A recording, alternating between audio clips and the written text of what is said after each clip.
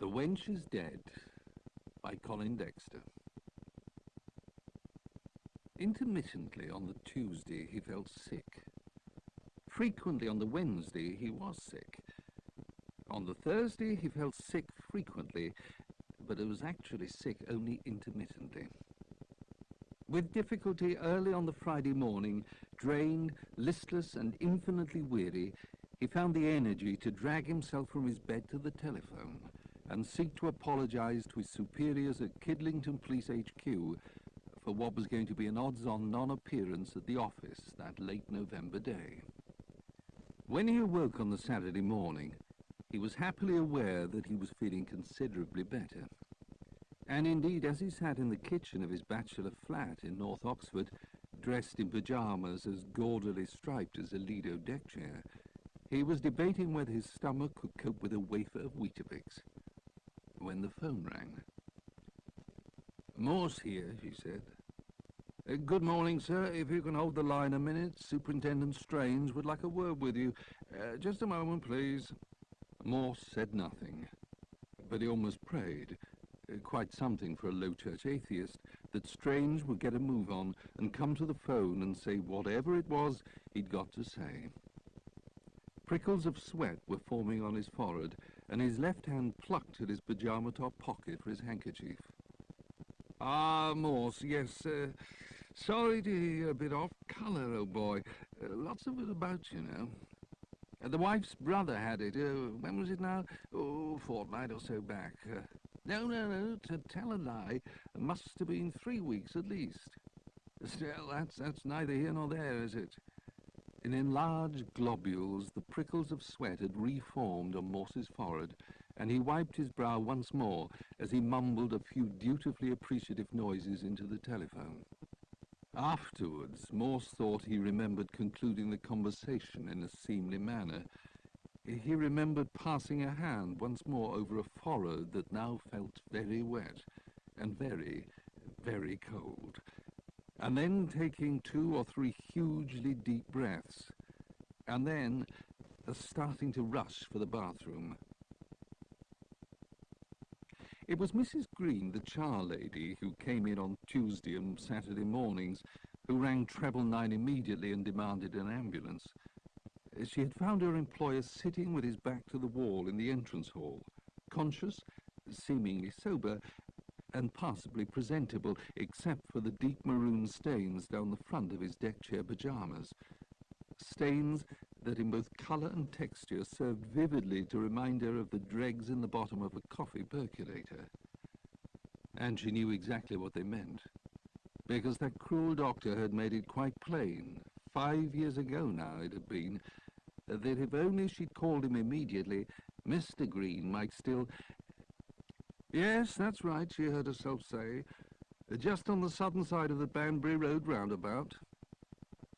At 10:15 that same morning, an only semi-reluctant Morse condescended to be helped into the back of the ambulance, where, bedroom-slippered and with an itchy grey blanket draped round a clean pair of pyjamas, he sat defensively opposite a middle-aged uniformed woman who appeared to have taken his refusal to lie down on the stretcher bed as a personal affront, and who now sullenly and silently pushed a white enamelled kidney bowl into his lap as he vomited copiously and noisily once more, while the ambulance climbed Headley Way, turned left into the grounds of the John Radcliffe Hospital complex, and finally stopped outside the Accident, Casualty and Emergency Department. As he lay supine on a hospital trolley now, it occurred to Morse that he might already have died some half a dozen times without anyone recording his departure. But he was always an impatient soul, and it might not have been quite so long as he imagined before a white-coated ancillary worker led him in leisurely fashion through a questionnaire that ranged from the names of his next of kin, in Morse's case now non-existent, to his denominational preferences, equally non-existent. Once through these initiation rites, Morse found himself the object of considerably increased attention. From somewhere a young nurse appeared, flipped a watch from her stiffly laundered lapel with her left hand, and took his pulse with her right, proceeded to take his blood pressure and his temperature, and then committed her findings to a chart, headed Morse, E. The kidney bowl had been left within easy reach, and Morse was retching violently, if unproductively, when a young houseman came to stand beside him and to scan the reports of ambulance operatives, administrative staff, and medical personnel. You've got a bit of a nasty tummy trouble. You realize that? Morse shrugged vaguely. I'm all right, really, he said, as he lay back and tried to loosen the knot that had tied itself tight inside his shoulder muscles. You're not all right, I'm afraid. At best, you've got a stomach ulcer that suddenly decided to burst out bleeding. Morse experienced a sharp little jerk of alarm in his diaphragm. And at worst, you've got what we call a perforated ulcer. And if that is the case... If that is the case, repeated Morse weakly. But the young doctor made no immediate answer, and for the next few minutes prodded, squeezed, and kneaded the paunchy flesh around Morse's abdomen. Found anything? Queried Morse. Well, you could well lose a couple of stone. Your liver's enlarged. I thought you said it was the stomach. Oh, yes, it is. You've had a stomach hemorrhage. What? Oh, what's that got to do with my liver? Do you drink a lot, Mr. Morse? Well, I like a glass of beer, yeah. How many pints do you drink a week? A week? Squeaked Morse, his face clouding over like that of a child who has just been given a complex problem in mental multiplication. Well, a day, then, suggested the houseman helpfully. Morse divided by 3. 2 or 3, I suppose. Do you drink spirits? Occasionally. What spirits do you drink? Morse shrugged his tautened shoulders once again. Scotch. Sometimes I treat myself to a drop of scotch. How long would a bottle of scotch last you? Depends how big it is. But Morse immediately saw that his attempt at humour was ill-appreciated, and he swiftly multiplied by 3. Week, 10 days, about that. How many cigarettes do you smoke? 8, 10, replied Morse, getting the hang of things now and smoothly dividing by 3. Do you ever take any exercise? Walking, jogging, cycling, squash? Morse reached for the kidney bowl. As he vomited, this time productively, the houseman observed, with some alarm, the coffee grounds admixed with the telltale brightly crimson specks of blood. Blood that was deoxygenated daily with plentiful nicotine and liberally lubricated with alcohol. For some while after these events, Morse's mind was somewhat hazy. Later, however, he could recall a nurse bending over him, the same young nurse as earlier, and he could remember the beautifully manicured fingers on her left hand as she flipped the watch out again into her palm. Could almost follow her thoughts as with contracted brow she squinted at the disturbing equation between his half-minute pulse rate and the 30-second span upon her watch. At this point, Chief Inspector Morse knew that the wings of the Angel of Death had fluttered above his head, and he felt a sudden frisson of fear as, for the first time in his life, he began to think of dying. When Morse awoke the following morning, he was aware of a grey dawn through the window of the small ward to his left, and of a clock showing 4:50 a.m. on the wall above the archway to his right, through which he could see a slimly attractive nurse sitting in a pool of light behind a desk and writing in a large book. Was she writing, Morse wondered, about him? If so, there would be remarkably little to say, for apart from one very brief bout of vomiting in the small hours, he had felt, quite genuinely, so very much better, and had required no further attention. The tubing strapped to his right wrist and stretching up to the saline drip bottle hooked above his bed was still dragging uncomfortably against his skin most of the time, as if the needle had been stuck in slightly off-centre. But he'd determined to make no mention of such a minor irritant.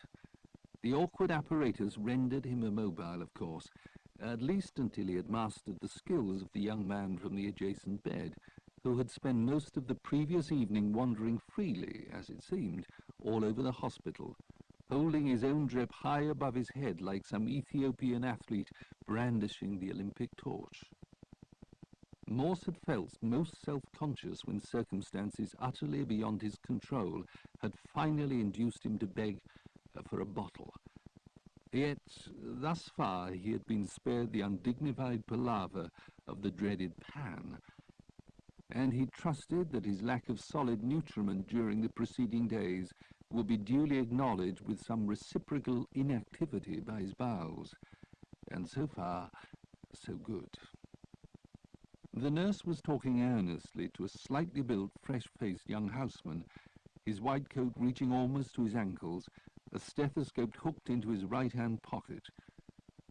And soon the two of them were walking quietly, unfussily into the ward where Morse lay, then disappearing behind the curtains, drawn across the previous evening, of the bed diagonally opposite.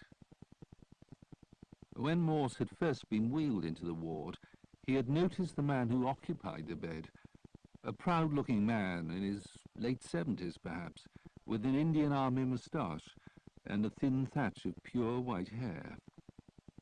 At the moment of entry, for a second or two, the old warrior's watery pale eyes had settled on Morse's face, seeming almost to convey some faint message of hope and comradeship. And indeed, the dying old man would certainly have wished the new patient well, had he been able to articulate his intent. But the rampaging septicemia, which had sent the bright pink suffusion to his waxen cheeks, had taken from him the power of speech. It was 5:20 a.m. when the houseman emerged from behind the curtains, 5:30 a.m. when the swiftly summoned porters had wheeled the dead man away. And when, exactly half an hour later, the full lights flickered on in the ward, the curtains round the bed of the late Colonel Wilfred Denniston, OBE, MC, were standing open in their normal way to reveal the newly laundered sheets with the changed blankets professionally mitered at the foot. At 6:45 a.m., Morse was aware of considerable activity, and Violet, a happily countenanced and considerably overweight West Indian woman, hove into view pushing a tea trolley. This was the occasion clearly for a pre-dawn beverage, and how Morse welcomed it. For the first time in the past few days, he was conscious of a positive appetite for food and drink, and already, and with envy, he had surveyed the jugs of water and bottles of squash that stood on the bedside tables of his fellow patients, though for some reason not on the table of the man immediately opposite, one Walter Greenaway, above whose bed there hung a rectangular plaque bearing the sad little legend, "Nil by mouth." "Tea or coffee, Mr. Greenaway?" "I'll just settle for a large gin and tonic, if that's all right by you." "Ice and lemon?" "No ice, thank you. It spoils the gin." Violet moved away massively to the next bed, leaving Mr. Greenaway sans ice, sans everything. Yet the perky 60-odd-year-old appeared far from mortified by his exclusion from the proceedings, and winked happily across at Morse. "All right, Chief?" "On the mend," said Morse cautiously. "Huh? That's exactly what the old Colonel used to say. On the mend. Poor old boy." "I see," said Morse with some unease. "Same trouble as me?" inquired Greenaway confidentially. "Pardon?" "Stomach, is it?" "Oh, yeah, ulcer, so they say." "Mine's perforated." Greenaway proclaimed this fact with a certain grim pride and satisfaction. "They're operating on me at 10 o'clock. That's why I'm not allowed to drink, see?" "Oh," said Morse. And then a more important matter demanded his attention, for Violet had effected a U-turn and was at last, beside his bed. She greeted her new charge with a cheerful grin. "Morning, Mr. Consulting the borrowed letters on the name tab. Mr. Morse." "Good morning," replied Morse. "I'll have some coffee, please. 2 spoonfuls of sugar." Mimes. Violet's eyes almost soared out of their whitened sockets towards the ceiling. Then she turned to share the private joke with the grinning Greenaway. She wagged a brown forefinger at a point somewhere above the bed. Twisting his neck, Morse saw, behind his saline apparatus, a rectangular plaque bearing the sad little legend, "Nil by mouth."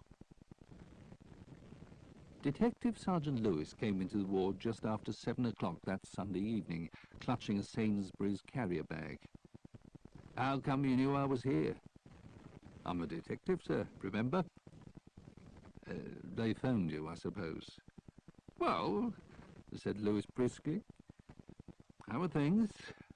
What they say's the trouble?" "Trouble? No trouble. It's just a case of mistaken identity." Lewis grinned. "Seriously, though?" "Seriously. Well, they put me on some great big round white pills that cost a couple of quid a time, so the nurses say.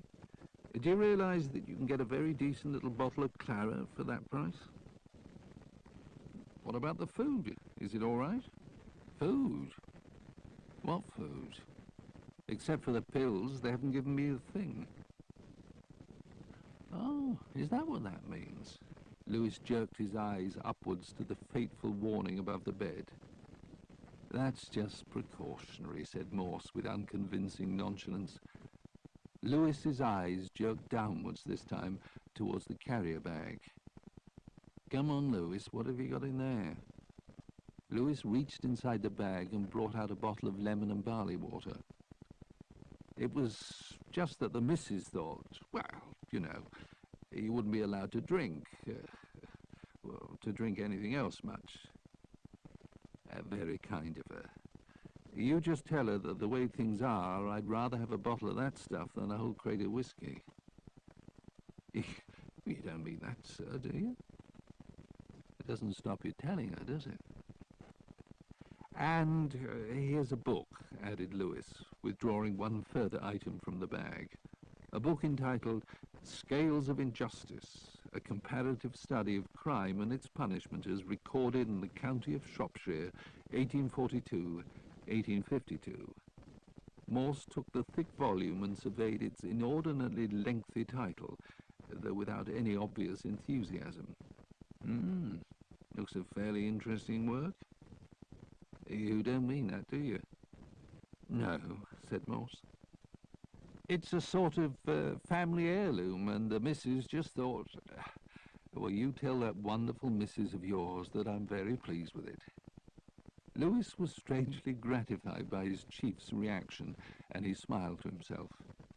He was still smiling when an extraordinarily pretty young nurse, with a freckled face and mahogany highlighted hair, came to Morse's bedside, waved an admonitory finger at him, and showed her white and regular teeth in a dumb show of disapproval as she pointed to the lemon and barley bottle which Morse had placed on his locker top.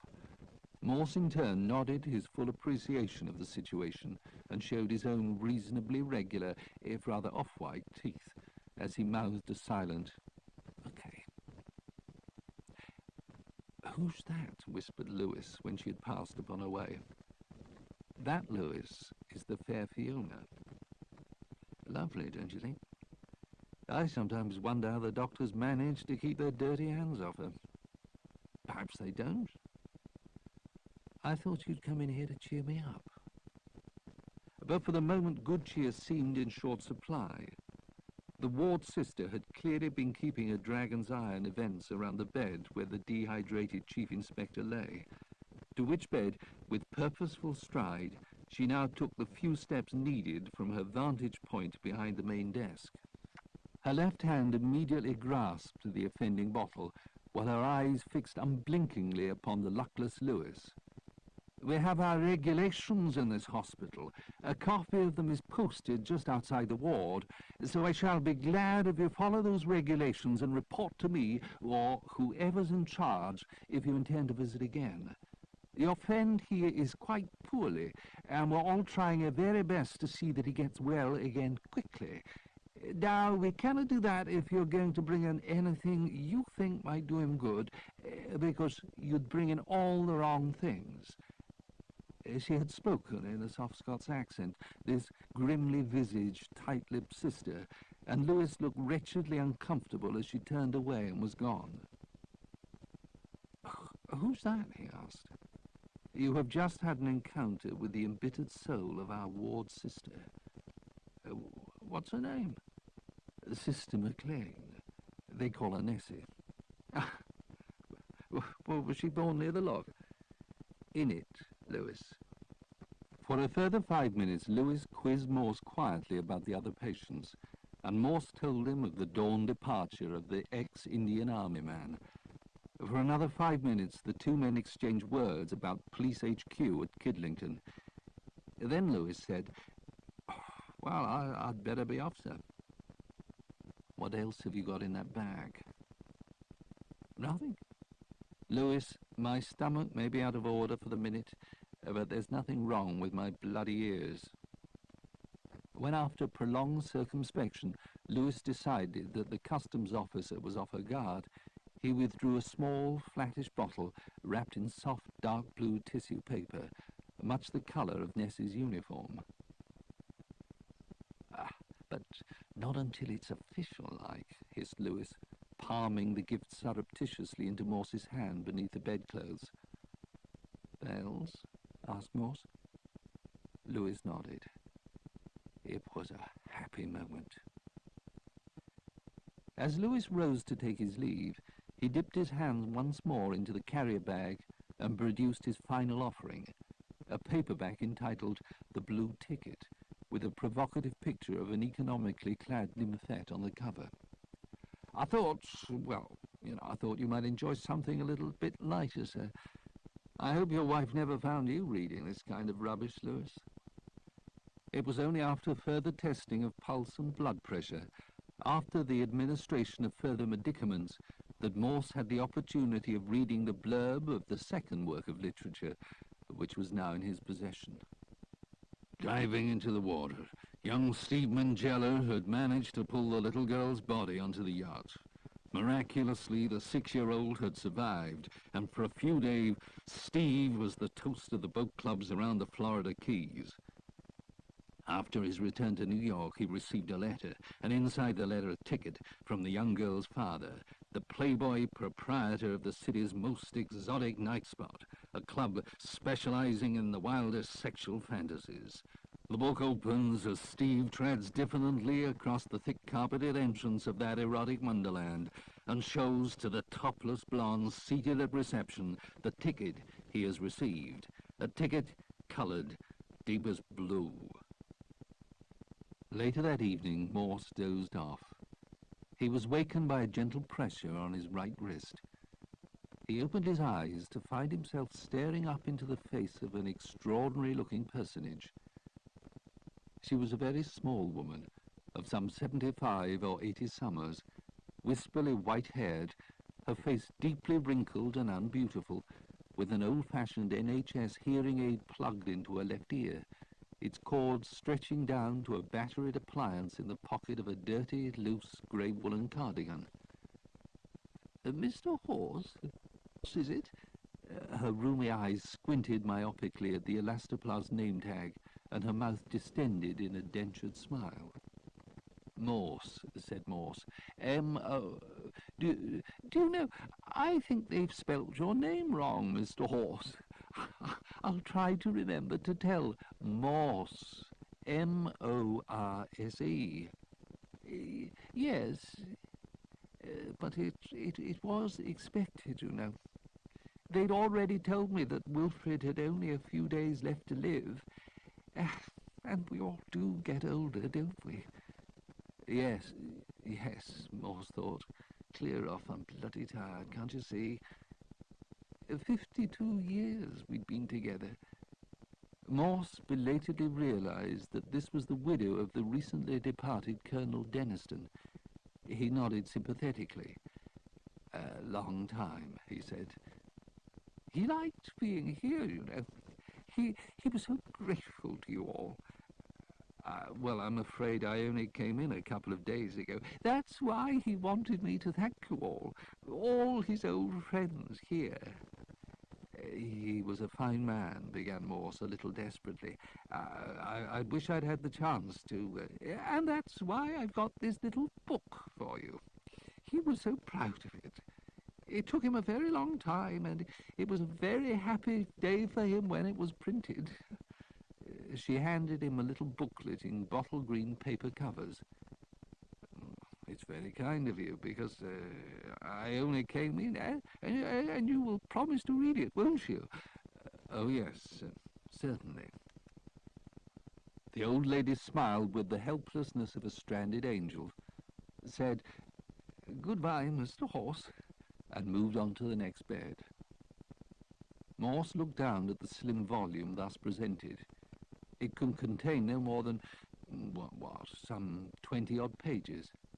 He would certainly look at it later, as he'd promised. Tomorrow, perhaps. He placed Murder on the Oxford Canal by Wilfred M. Denniston inside his locker, on top of Scales of Injustice and The Blue Ticket. Tomorrow, yes. Until then, it could play its part in concealing the half-bottle of Bell's whiskey. The endoscopy, performed under a mild anaesthetic at 10 o'clock the following morning, Monday, persuaded the surgeons at the JR2 that in Morse's case the knife was probably not needed.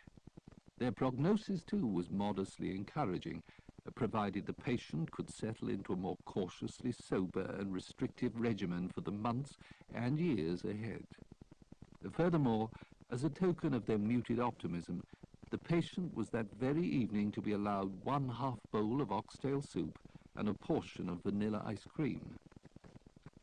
Sergeant Lewis reported to Sister McLean at 7:30 p.m.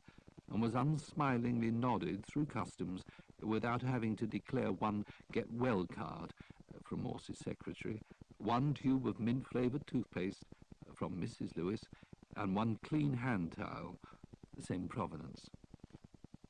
Contentedly, for 10 minutes or so, the two men talked of this and that, with Lewis receiving the firm impression that his chief was recovering rapidly. When he left, there was virtually no one around in the ward. The Ethiopian athlete was doing the hospital rounds once more, and 2 of the other patients had shuffled their way to the gents. Only a woman of about 30, a slimly attractive, blonde-headed woman, Walter Greenaway's daughter, Morse guessed, and guessed correctly, still sat beside her father. She had given Morse a quick glance as she'd come in, but now hardly appeared to notice him as she made her way out of the ward and pressed the down button in front of the top-floor lifts. The time was 8:40 p.m. Feeling minimally guilty that he had not as yet so much as opened the cover of the precious work that Mrs. Lewis had vouchsafed to his keeping, Morse reached for the book from his locker and skimmed through its first paragraph. Diversity rather than uniformity has almost invariably been seen to characterize the criminal behavior patterns of any technologically developing society. The attempt to resolve any conflicts and/or inconsistencies which may arise in the analysis and interpretation of such patterns, see Appendix 3 PPF92FF, is absolutely vital. "Christ," muttered Morse. He closed the stout work smartly and resolved to open it never again. As it happened, he was to break this instant resolution very shortly, but for the moment there was a rather more attractive proposition awaiting him in his locker, the pornographic paperback. Morse opened the book. He was immediately aware of a no-nonsense, clear-cut English style that was going to take the palm every time from the sprawling, spawning sociological nonsense he had just encountered. For example, "She surfaced from the pool and began to unbutton her clinging, sodden blouse.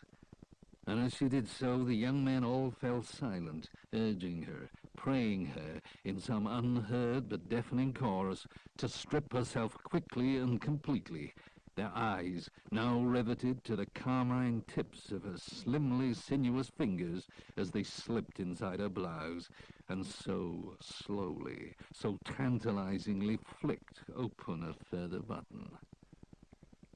"Christ," muttered Morse. He replaced the blue ticket in his locker, clasping to himself the prospect of a couple of hours of delicious titillation on the morrow. But for the moment, he felt an irresistible urge to go to sleep. At 2 a.m. the inevitable occurred, but fortunately Morse managed to attract the quick attention of the nurse as she flitted like some nightingale round the darkened wards. The noise of the curtains being drawn round his bed sounded to Morse loud enough to rouse the semi-dead. Yet none of his fellow patients seemed to stir, and she, the blessed girl, had been quite marvellous. "I don't even know which way up the thing should go," confided Morse. "Which way round, you mean?" Eileen, such was her name, had whispered, as she proceeded without the slightest embarrassment to explain exactly how the well-trained patient would negotiate this particular crisis. Then, leaving him with a half-roll of white toilet paper and the firm assurance of a second coming within the next 10 minutes, she was gone. It was all over, consummated with a bowl of warm water and a brief squirt of some odoriferous air freshener. Phew! Not half as bad as Morse had feared, thanks to that ethereal girl, and as he smiled up gratefully at her, he thought there might have been a look in her eyes that transgressed the borders of perfunctory nursing. But Morse would always have thought there was, even if there wasn't, for he was the sort of man for whom some area of fantasy was wholly necessary, and his imagination followed the slender Eileen as elegantly as she walked away, about 5'8" in height, in her mid-20s, eyes greenish hazel, in a delicately featured, high-cheekbone face.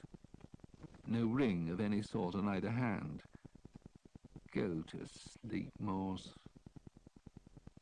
At 7:30 a.m., after breakfasting on a single wafer of Weetabix, with an inadequate pour-over of semi-skim milk and no sugar, Morse noticed with great satisfaction that the nil-by-mouth embargo was now in abeyance, and he got a glass of water with the joy of a liberated hostage. At 10:50 a.m., a white-coated cohort of consultant commanderlings came to stand round his bed and to consider the progress of its incumbent. The senior man, after briefly looking through Morse's file, eyed the patient. "How are you feeling this morning?" "I think I'll live." "You mentioned here something about your drinking habits," continued the consultant. "Yes?" "You drink a lot." It was a statement. "That's a lot, you think?"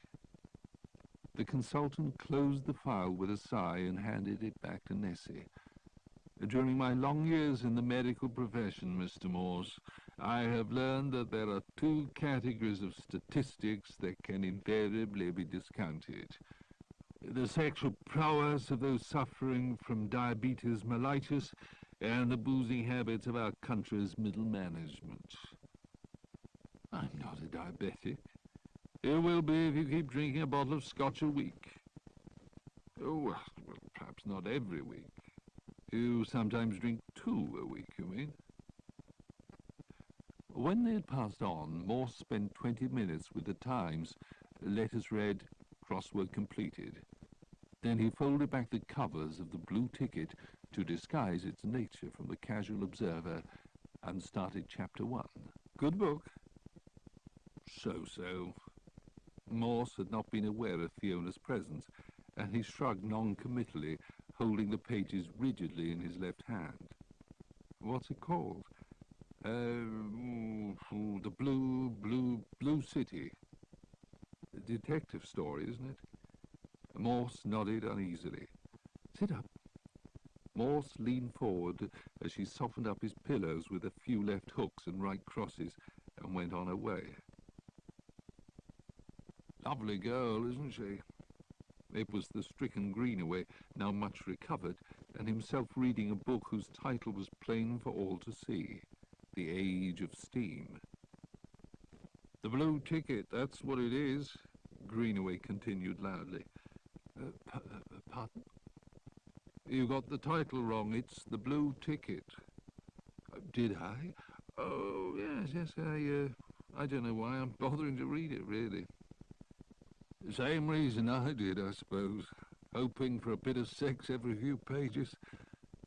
Morse grinned defeatedly. It's a bit of a letdown," went on Greenaway in his embarrassingly stentorian voice. "My daughter sometimes brings me one or two books like that." "She was the woman last night?" W.A. Greenaway nodded. "In library work ever since she was 18. 12 years. In the Bodley these last 6. Morse listened patiently to a few well-rehearsed statistics about the mileage of book-shelving in the Warrens beneath the Bodleian, and was already learning something of the daughter's curriculum vitae when the monologue was terminated by cleaners pushing the beds around in a somewhat cavalier fashion and slopping their mops into dingily watered buckets. At 7:05 p.m, Morse managed to sort out his headphones for the Archers, and at 7:20 p.m. he decided to dip into the late Colonel Deniston's magnum opus. "Murder on the Oxford Canal," he read. "Copyright 1978, by Wilfred M. Deniston, OBE, MC. Part 1. In the early 1960s, most of the tombstones which had stood in irregular ranks in the Summertown Parish churchyard in North Oxford were removed from their original supracorporal sites in order to afford a rather less melancholic aspect to those who were about to pay their deposits on the flats being built on those highly desirable, if slightly lugubrious, acres. The few headstones which are adequately preserved, and which are to be found even to this day, leaning almost upright against the northern perimeter of the foresaid enclave, are but 1/10 of the memorials once erected there, in the second and third quarters of the 19th century, by relatives and friends, whose earnest wish was to perpetuate the names of those souls, now perhaps known only to God, who passed their terrestrial lives in his faith and fear. One of these headstones, a moss-green limestone slab, standing the farthest away but 3 from the present thoroughfare, bears an epitaph which may still be traced by the practised eye of the patient epigraphist. It reads, "To the memory of Joanna Franks, wife of Charles Franks of London, who, having been primitively and cruelly assaulted, was found most tragically drowned in the Oxford Canal on June the 22nd, 1859, aged 38 years. This stone is erected by some members of Summertown Parish Council. Lord have mercy on her soul." Beyond this poignant epigraph there lies a tale of unbridled lust and drunken lechery, a tale the details of which are the subject matter of our present narrative. Joanna Franks hailed originally from Derby.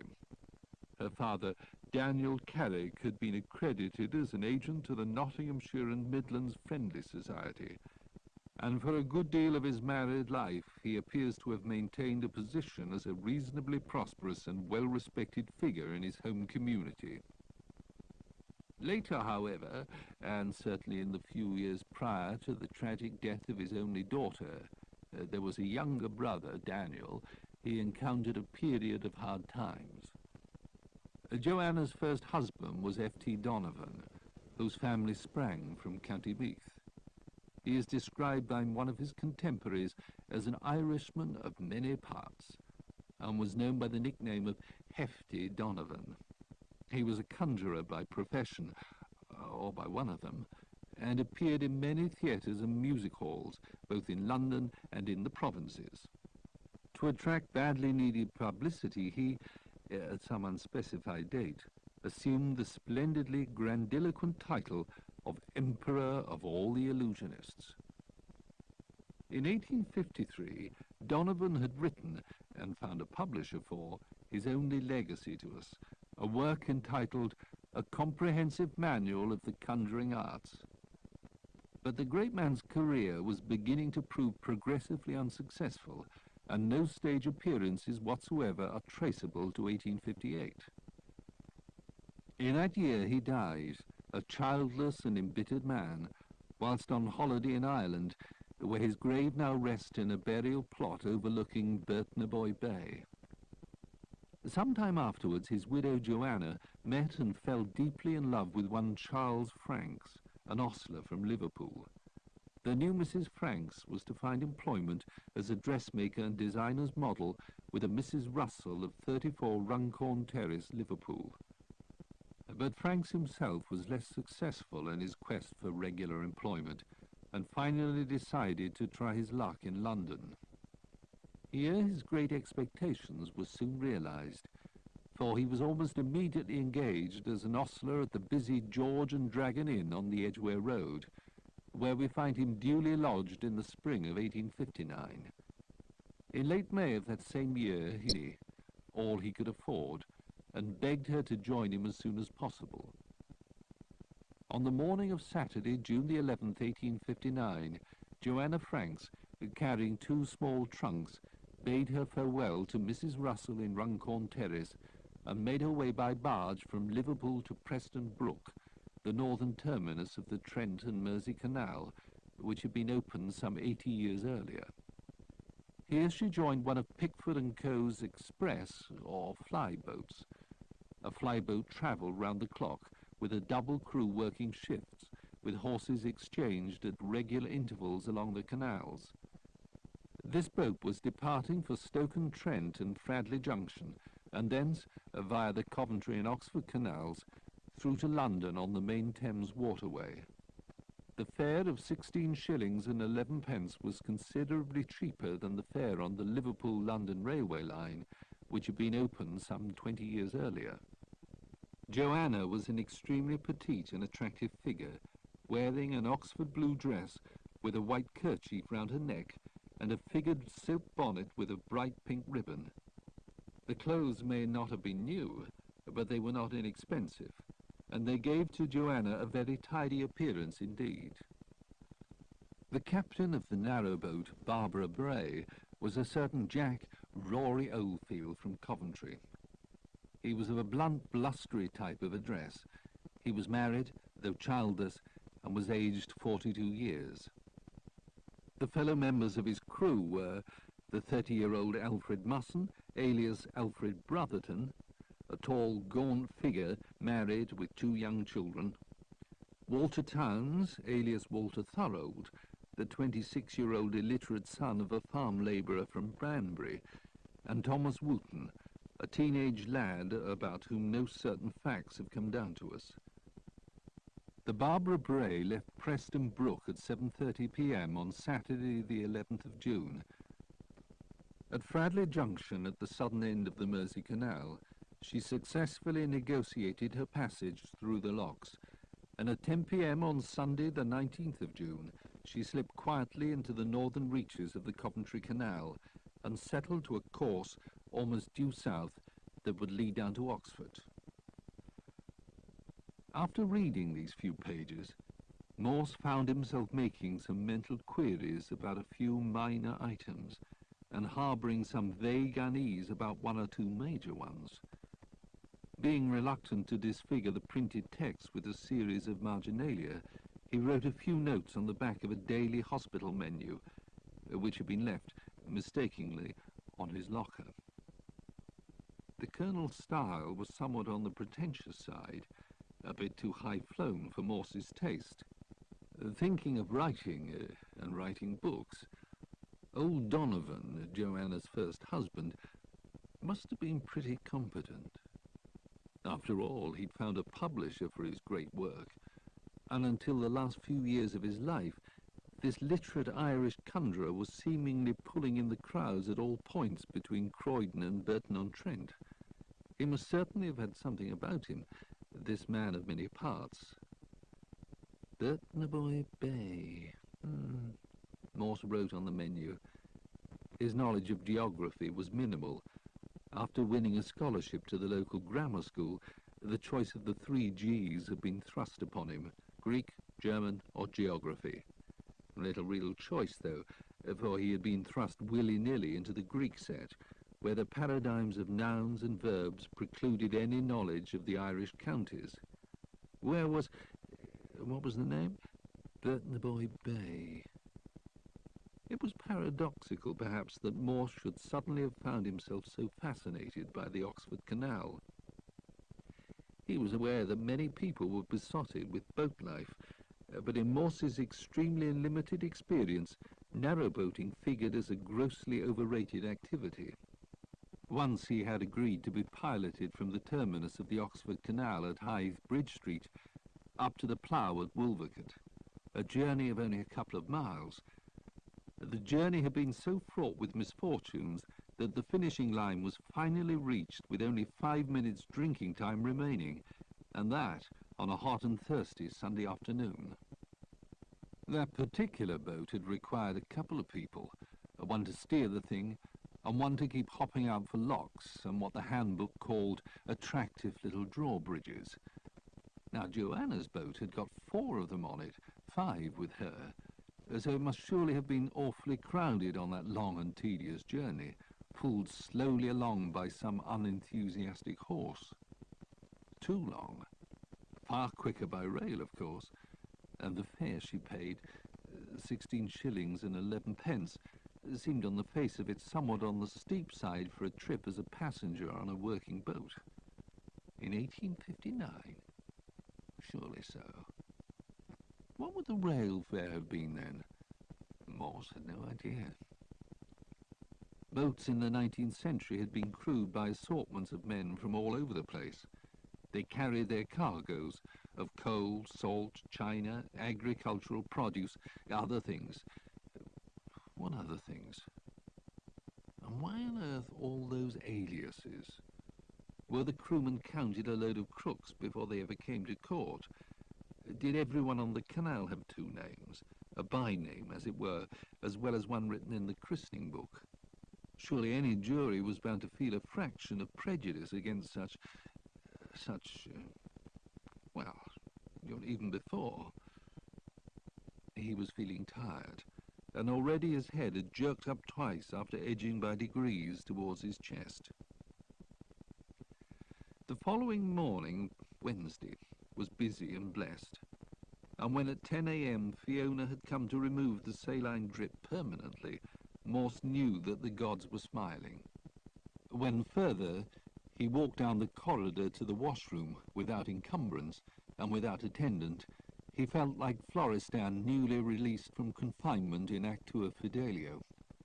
And when, with full movement of both arms, he freely soaped his hands and face and examined the rather sorry job he'd earlier made of shaving, he felt a wonderfully happy man. Back in the ward, the time passed, one could say, satisfactorily. A cup of Bovril at 10:30 a.m.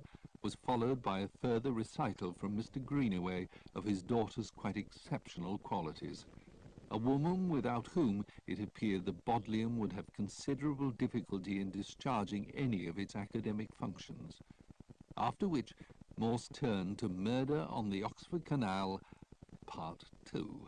Although at the time, he read, there were few conflicting statements about individual circumstances in the following sequence of events, the general pattern as presented here is undisputed. The 38-odd-mile stretch of the Coventry Canal appears to have been negotiated without any untoward incident, stops at the 3 Tons Inn at Paisley, and again at the Atherstone Locks further south. The Barbara Bray reached Hawkesbury Junction at the northern end of the Oxford Canal an hour or so before midnight on Monday the 20th of June. The distance from Hawkesbury Junction down to Oxford is 77 miles. The double crew of the flyboat Barbara Bray should have managed the journey within about 36 hours, and this appears to have been the case. What now follows is a reconstruction of those crucial hours based both upon the evidence given at the subsequent trials, for there were 2 of them, and upon later research, undertaken by the present author and others into the records of the Oxford Canal Company registers and the Pickford & Co. archives. One saddening fact stands out, quite stark and incontrovertible. The body of Joanna Franks was found just after 5:30 a.m. on Wednesday the 22nd of June in the Oxford Canal, in the triangular-shaped basin of water known as Duke's Cut, a short passage through to the River Thames dug by the 4th Duke of Marlborough in 1796, about 2.5 miles north of the then canal terminus at Hayfield Wharf in the city of Oxford. For a moment, however, let us make a jump forward in time. After a coroner's inquest at the Running Horses Inn, now demolished but formerly standing on the corner of Upper Fisher Row by Hythe Bridge in Oxford, the 4 crew members of the Barbara Bray were strictly charged with the murder of Joanna Franks and were duly committed to the nearby Oxford jail. In the preliminary trial, held at the Oxford Summer Assizes of August 1859, there were 3 indictments against these men: the wilful murder of Joanna Franks by throwing her into the canal, rape upon the said woman, with different counts charging different prisoners with being principals in the commission of the offence, and the others as aiders and abettors, and the stealing of various articles, the property of her husband. To a man, the crew pleaded not guilty to all charges. Wooten, the boy, who was originally charged with them, was not named in the final indictments. Mr. Sergeant Williams, for the prosecution, said he would first proceed on the rape charge. However, after the completion of his case, the judge, Mr. Justice Traherne, decided that there could be no certain proof of the prisoners having committed the crime, and the jury was therefore directed to return a verdict of not guilty on that charge. Mr. Sergeant Williams then applied to the court for a postponement of the trial under the indictment for murder until the next assizes, on the grounds that a material witness, one Joseph Jarnell, formerly a fellow prisoner of the accused in Oxford jail, could not be heard before the court until he had obtained a free pardon from the Secretary of State with regard to the crime for which he had been imprisoned. Oldfield, the Barbara Bray's captain, was understood to have made some most important disclosures to Jarnell while the 2 men shared the same prison cell. Mr. Justice Traherne consented to the suggested postponement. The judge appointed for the second trial, held in April 1860, was Mr. Augustus Benham. There was intense public feeling locally, and the streets leading to the assize court in Oxford were lined with hostile crowds.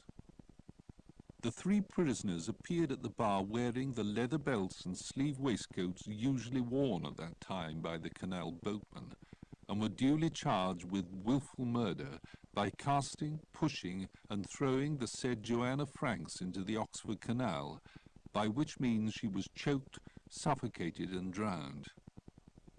What exactly, we must ask, had taken place on those last few fatal miles above the stretch of water known as Duke's Cut on the Oxford Canal? The tragic story soon began to unfold itself. There are more than adequate grounds for believing that the journey from Preston Brook down to the top of Oxford Canal at Hawkesbury was comparatively uneventful, although it soon became known that the captain, Oldfield, had sat with Joanna in the cabin while the boat was negotiated through the Northwich and Harecastle tunnels. However, from the time the Barbara Bray reached the lonely locks of Knapton Junction, 30-odd miles down from Hawkesbury, and with Oxford still some 50 miles distant, the story appears to change dramatically. At this juncture, I beg leave to point out that many of the facts in this account are taken from the court registers of the Oxford Assizes 1860, and from the verbatim transcript of those parts of the trial that were reported in Jackson's Oxford Journal, April 1860, passim. William Stevens, a canal clerk employed by Pickford & Co., confirmed that the Barbara Bray reached the Knapton Locks at about 11 a.m. on Tuesday, the 21st of June, and that the boat remained there in all for about an hour and a half. There was a woman passenger on board, and she complained immediately to Stevens about the conduct of the men with whom she was driven to associate. He had advised the woman to report to the company office in Oxford, where it should be possible for her to switch to another boat for the last leg of her journey. Stevens had witnessed some shouted altercations between Joanna and a member of the crew, and remembered hearing Joanna speak the words, "Leave me alone, I'll have nothing to do with you." Two of the men, Oldfield and Musson, he thought, had used some utterly disgraceful language. What seemed quite obvious to Stevens was that the crew were very much the worse for drink, and he gave it as his opinion that they were making very free with the spirit which was their cargo. Before setting off, the woman had complained yet again about the behaviour of the men, and Stevens had repeated his advice to her to reconsider her position once the boat reached the terminus of the Oxford Canal, where a partial offloading of the cargo was scheduled. At Banbury, some 12 miles further down the canal, Joanna made a determined effort to seek alternative transport for the remainder of her journey. Matthew Lawrenson, wharfinger at Tooley's Yard, remembered most clearly Joanna's urgent inquiries about the times of immediate coaches to London and coaches from Oxford to Banbury. But nothing was convenient, and again Joanna was advised to wait until she got to Oxford, now only some 20 miles away. Lawrenson put the time of this meeting as approximately 6:37 p.m. As it happened, Joanna was now to have a fellow passenger, at least for a brief period, since Agnes Lawrenson, the wharfinger's wife, herself travelled south on the Barbara Bray down to King's Sutton Lock, 5 miles distant. Recalling that there was a fellow passenger aboard who looked very agitated, Mrs. Lawrenson stated that Joanna seemed completely sober, unlike Oldfield and Musson, and that she was clearly most concerned about her own personal safety. It was the landlord of the Crown and Castle at Aynhoe, just below Banbury, who was able to provide some of the most telling and damning testimony of all. When Mrs. Lawrenson had left the boat 3 miles upstream at King's Sutton, Joanna could trust herself with the drunken boatman no longer, according to the landlord, who had encountered her at about 10 p.m. that night. She had arrived on foot, and confessed that she was so frightened of the lecherous drunkards on the Barbara Bray that she determined to walk along the towpath even at that late hour. She hoped, she said, that it would be safely possible for her to rejoin the boat later, when the crew might be a few degrees the more sober. While she waited for the boat to come up, the landlord offered her a glass of stout, but Joanna declined. He had kept an eye on her, however, and noticed that as she sat by the edge of the canal, she appeared to be sharpening a knife on the side of the lock. Musson was later found to have a cut on his left cheek, and this could have been, and probably was, made with the same knife. As the boat had drawn alongside Aynhoe Wharf, one of the crew, the landlord was unable to say which, had cursed the eyes of the woman and wished her in hell flames, for he loathed and detested the very sight of her. As she finally reboarded the boat, the landlord remembered seeing Joanna being offered a drink, and in fact he thought she might have taken a glass.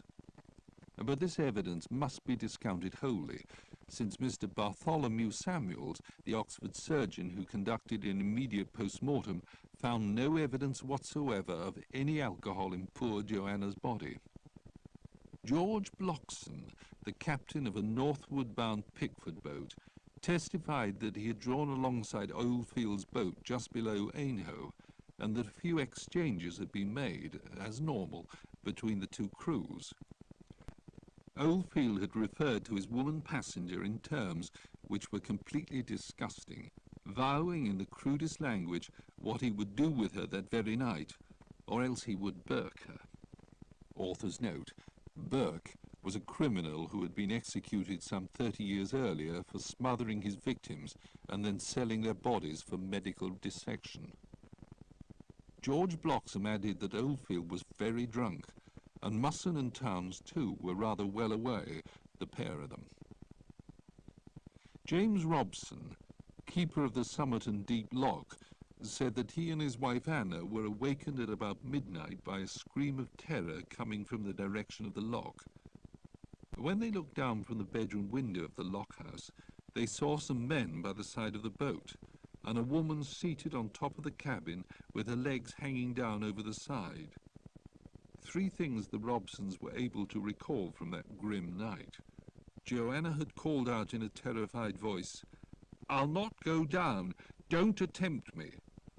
Then one of the crew had shouted, "Mind her legs, mind her legs." And after that the passenger had resumed her frightened screams, including, "What have they done with my shoes? Oh, please tell me." Anna Robson inquired who the woman was, and was told by one of the crew, "A passenger, don't worry." He explained that she was having words with her husband, who was also on board.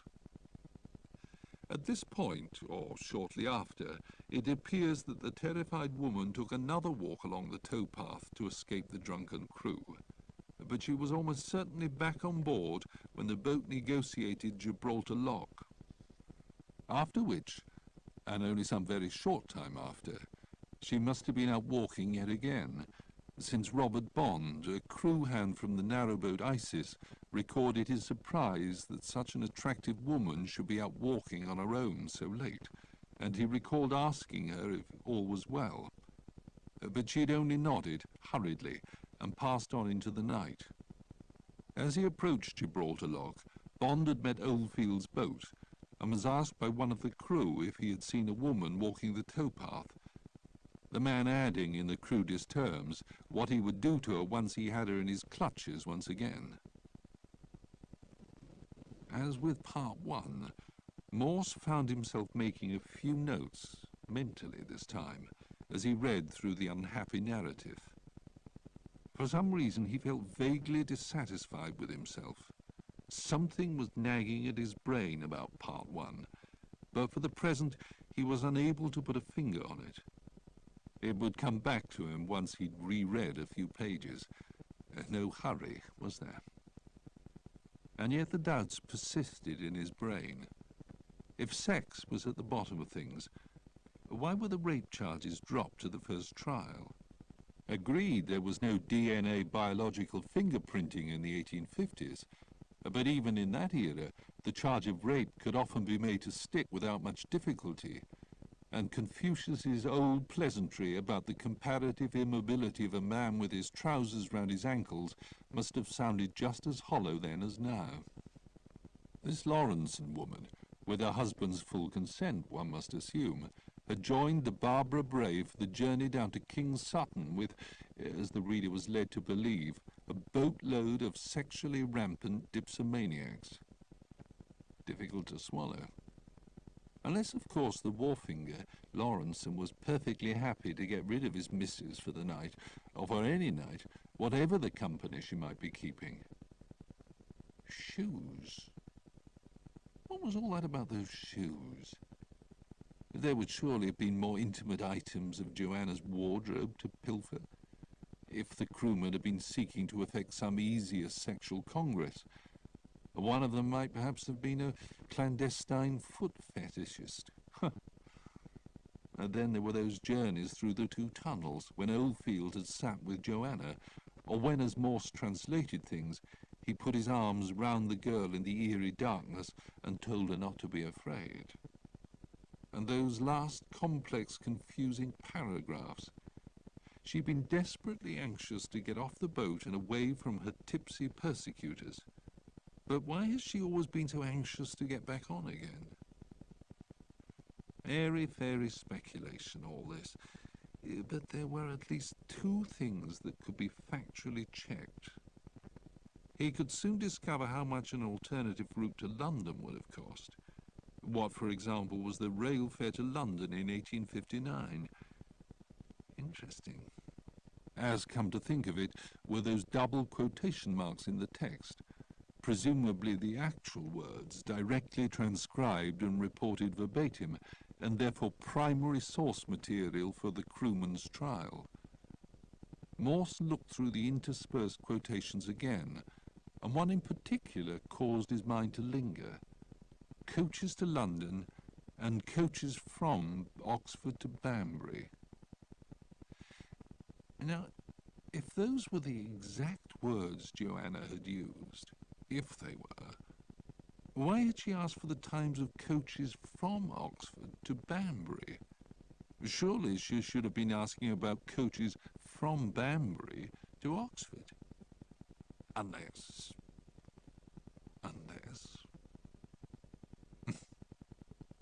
What finally was he to make of that drink business? Had Joanna been drinking or had she not? There was some curious ambivalence in the text, but Mr. Bartholomew Samuels had found no alcohol in Joanna's body, and that was that. Or rather would have been to most men. The thought of drink had begun to concentrate Morse's mind powerfully, and with great care he poured a finger of scotch into his bedside glass with the same amount of plain water.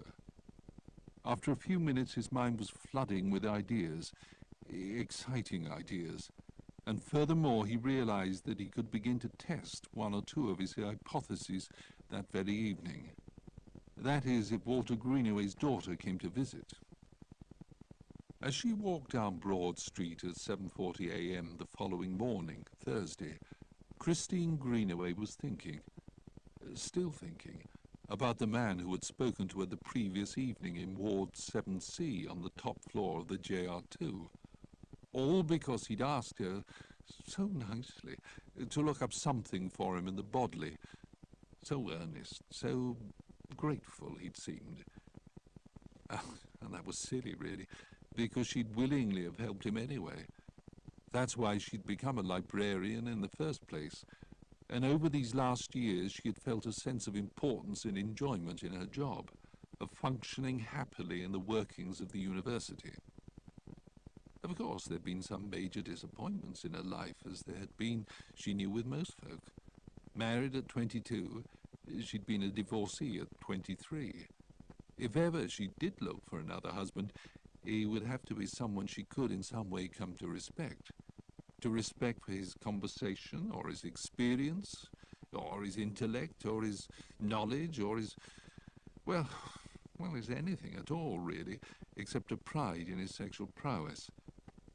So what, she asked herself, had all that got to do with him? Not much to look at, was he? Balding, and quite certainly carrying considerable excess weight around the midriff. She walked down the Broad, past Balliol and Trinity on her left, before crossing over the road just before Blackwell's, and proceeding sub imperatoribus up the semicircular steps into the gravel courtyard of the Sheldonian. Thence, keeping to her right, she walked past the Silence Please notice under the archway, and came out at last into real home territory, the quadrangle of the schools, and into the Bodleian Library through the great single doorway in the west side, beneath the 4 tiers of blind arches in their gloriously mellowed stone. She hung her coat in the librarian's cloakroom and started her daily duties. It was always tedious, that first hour, 7:45 to 8:45, clearing up the books left on the tables from the previous day. She thought back to the brief passages of conversation the previous evening, when he'd nodded over to her, only some 6 feet away. "You work at the Bodleian, I hear." "Uh-huh. Well, it may be... it is a bit of a cheek, not knowing you. But you'd like me to look up something for you?" Morse had nodded with a winsome smile. She'd known he was some sort of policeman. Things like that always got round the wards pretty quickly. His eyes had held hers for a few seconds, but she'd been conscious neither of their blueness nor of their authority, only of their melancholy and their vulnerability. Silly twerp you are, she told herself. He'd been rather vague, and it had been somewhat difficult precisely to assess what he wanted. Some specific details about any assurance or insurance companies in the mid-19th century, especially if it were possible about companies in the Midlands. Off and on during the morning, it had taken her an hour or more to hunt down the appropriate catalogues, and another hour to locate the pertinent literature. But by lunchtime, praise be, she had completed her research, experiencing, as she assumed, an elation similar to that of the scholars who daily dug into the treasury of her great library to extract their small nuggets of gold. After carefully photocopying her finds, she wished the PM hours away, for she was impatient to parade the fruits of her research, and she just simply, well, she just wanted to see the man again. That was all. At 6:30 p.m. at her home in the village of Bletchington, some few miles out of Oxford towards Otmore, she slowly stroked red polish onto her smoothly manicured oval nails, and at 7 p.m. started out for the JR2. Equally from his own vantage point, Morse was looking forward to seeing Christine Greenaway once again. The previous evening he'd quickly appreciated her professionalism as she'd listened to his request, as she'd calculated how he might be implemented.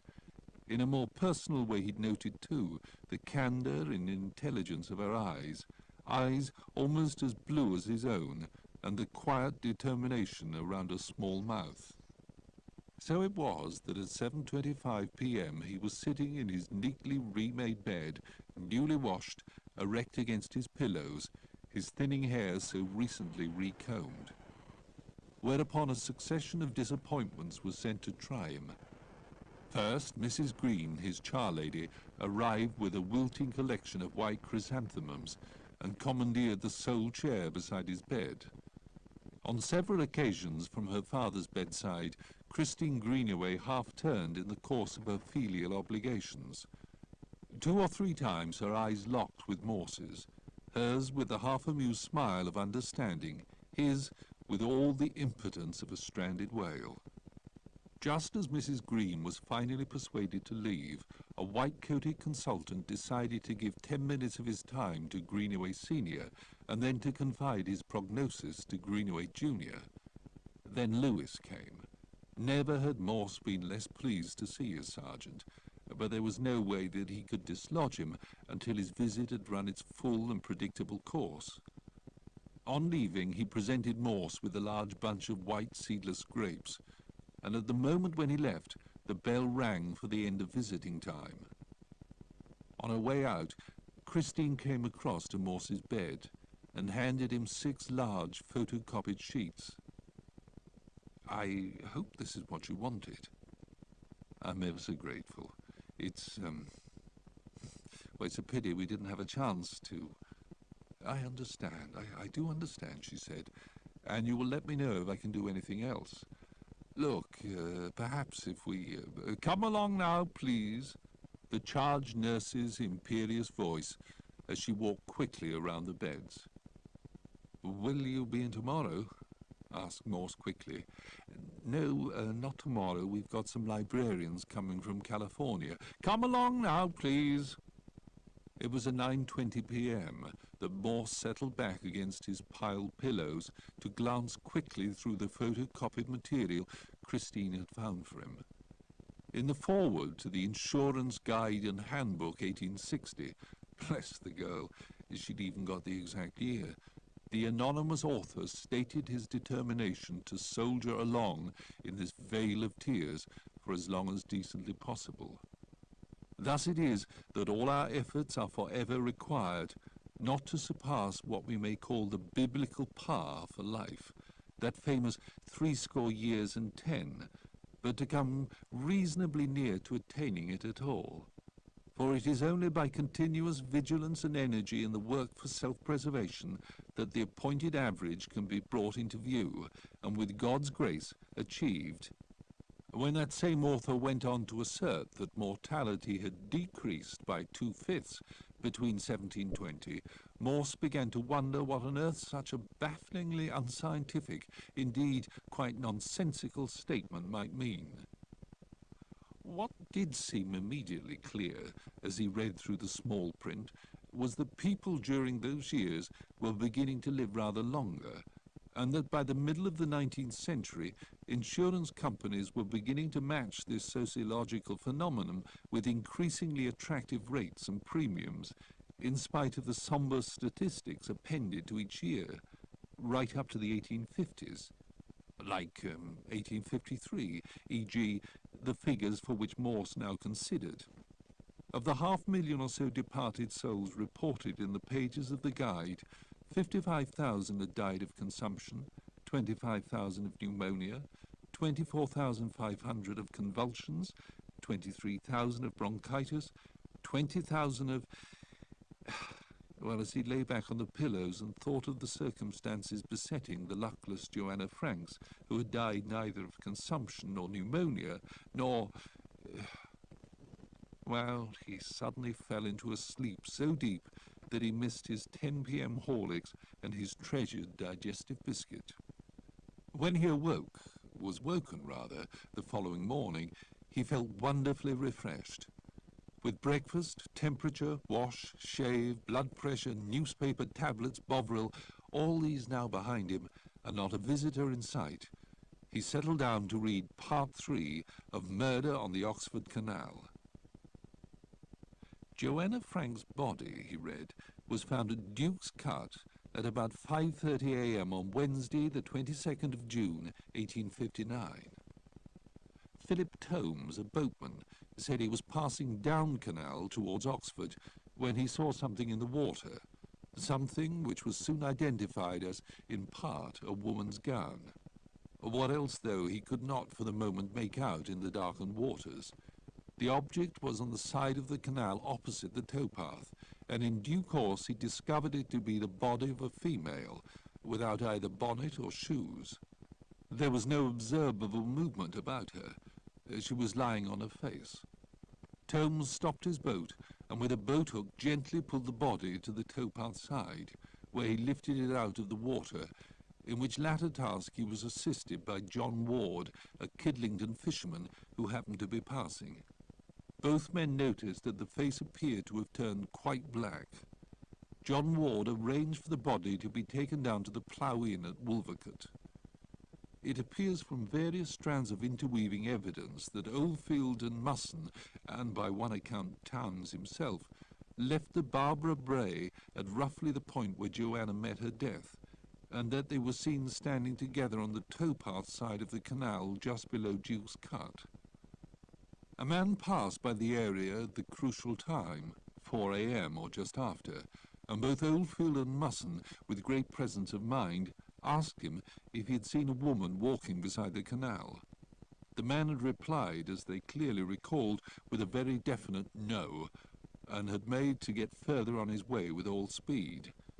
Yet the two, or perhaps three crewmen, had asked him the same question again and again, in rather an agitated manner. This man's testimony could have been vital, but he was never traced, in spite of wide-scale inquiries in the area. A man roughly answering his description, one Donald Favant, had signed the register at the Nag's Head in Oxford for either the 20th or the 21st of June. There was some doubt, but this man never came forward. The strong implication must therefore remain, as it did at the time, that the whole story was the clever concoction of desperate men. Jonas Bamsey, wharfinger in the employ of the Oxford Canal authorities at Oxford's Hayfield Wharf, gave evidence at the trial that the Barbara Bray had duly effected its partial unloading, but that Oldfield had not reported the loss of any passenger, which quite certainly should have been the duty of the boat's captain under the authorities' regulations. Instead, according to the scant and inconsistent evidence on this point, the boatmen do appear to have confided in some of their acquaintances in Upper Fisher Row, claiming that their passenger had been out of her mind, that she had committed suicide, and that on at least one occasion they'd been called upon to save her from an attempted drowning on the journey down from Preston Brook.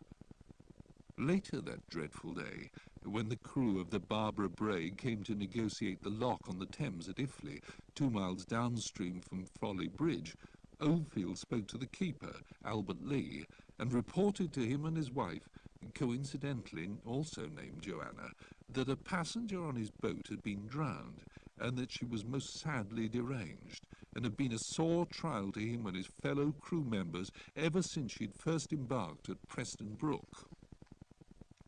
Oldfield was still obviously very drunk. Pressed to explain what he was seeking to say, Oldfield asserted only that it was a very bad job that had happened. The passenger was off her head, and had been last seen by the crew off Gibraltar Lock. Yet Oldfield was vehemently unwilling to listen to Lee's suggestion of returning to Oxford to sort out the whole tragedy, and this made Lee more than somewhat suspicious. On the departure of the Barbara Bray, therefore, he himself immediately set out for Oxford, where he contacted the Pickford office, and where the Pickford office, in turn, contacted the police authority. When the infamous boat finally arrived at Reading, Constable Harrison was on hand, with appropriate support, to take the entire crew into custody, and to testify that all of them, including the youth, were drunk and excessively abusive as he put them in derbies and escorted them to temporary cell accommodation in the jail at Reading. Hannah McNeil, a serving woman at the Plough in Wolvercote, testified that when the sodden body had been brought from the canal, she had been employed under direction to take off Joanna's clothes. The left sleeve was torn out of its gathers, and the cuff on the same sleeve was also torn. Tomes and Ward, for their part, were quite firm in their evidence that they themselves had made no rips nor tears in Joanna's clothing, as they lifted her carefully from the water at Duke's Cut. Catherine Madison testified that she was a co-helper with Hannah McNeil in taking off Joanna's drenched garments. Particularly had she noticed the state of Joanna's calico knickers, which had been ripped right across the front. This garment was produced in court. Mr. Samuels, the Oxford surgeon who examined the body at the inquest, reported signs of bruising below the elbow of the left arm, and indications of subcutaneous bruising below left and right cheekbones. The same man described the dead woman's face as presenting a state of discoloration and disfigurement. The youth Wooten then gave his version of the tragic events, and on one point he expressed himself forcefully, that Towns had got himself good and half seas over the night before Joanna was found, and that he was sound asleep at the time the murder must have occurred, for he, Wooten, had heard him snoring loudly. We shall never be in a position to know whether Towns had forced Wooten to give this evidence to the court, under some threat or other perhaps. Joseph Jarnell, the co-prisoner pending whose evidence the retrial had been agreed, related to the court the damning confessions Oldfield had portrayed whilst the two men shared a prison cell. In essence, such amounted to a rather crude attempt on Oldfield's part to settle the majority of blame for almost everything that happened on Musson and Towns. Jarnell's story carried interest, if not conviction. Among the strongest of the fabrications which Oldfield had sought to put about was that Joanna Franks had in excess of 50 golden sovereigns in one of her 2 boxes, that Towns had discovered this fact, and that Joanna had found him rummaging through her trunks. She had threatened, so the allegation ran, to report him to the next Pickford office if he did not mend his ways and make immediate apology and restoration. Such nonsense was wholly discredited at the time, and in the author's opinion may be safely discounted now. The knife which Joanna had been observed sharpening was later found in one of her trunks, the cord of which had been cut and which still remained untied. The assumption was that at some point the men had opened Joanna's belongings after the murder and had placed the knife in one of the trunks. It must certainly be considered a strong possibility that the men intended to steal some of her possessions, for as we have seen, a charge of theft was included in the most strongly worded terms in the original indictment of the crew at the first trial in August 1859. It seems, however, that prosecuting counsel at the second trial was sufficiently confident to forego such a charge and to concentrate their accusations on murder, since the lesser charge, difficult in any case as it would have been to substantiate, was subsequently excluded. We have seen a similar procedure operating in the first trial concerning the charges of rape. Of all the evidence given at that memorable second trial at Oxford in April 1860, fairly certainly that of Charles Franks himself evoked the greatest feeling and the widest sympathy. The poor man was weeping aloud as he entered the witness box, and it seemed as if it were almost beyond his physical powers to bear the sight of the prisoners and to look upon their faces. He had obviously been deeply in love with Joanna. Turning his back on the vile men arraigned before the court, he explained how, in consequence of some information, he had come into Oxfordshire and seen his wife's dead body at the time of the inquest.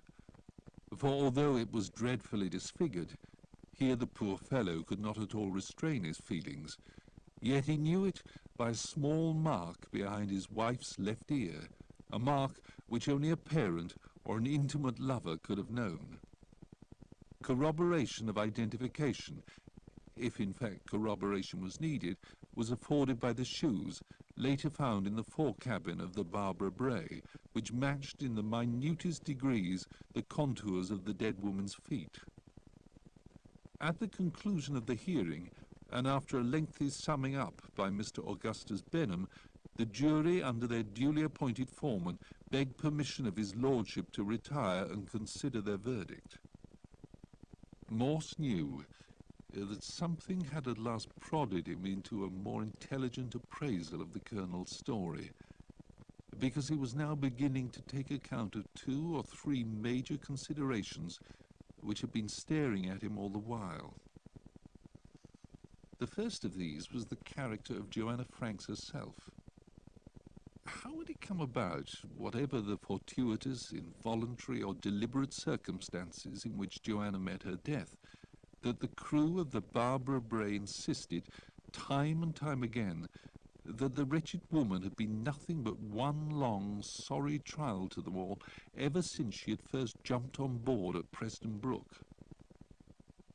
How was it that they were still damning and blasting the poor woman's soul to eternity, way after they had pushed her into the canal, and for all Morse or anyone else knew, held her head under the black waters until she writhed in agony against their murderous hands no longer?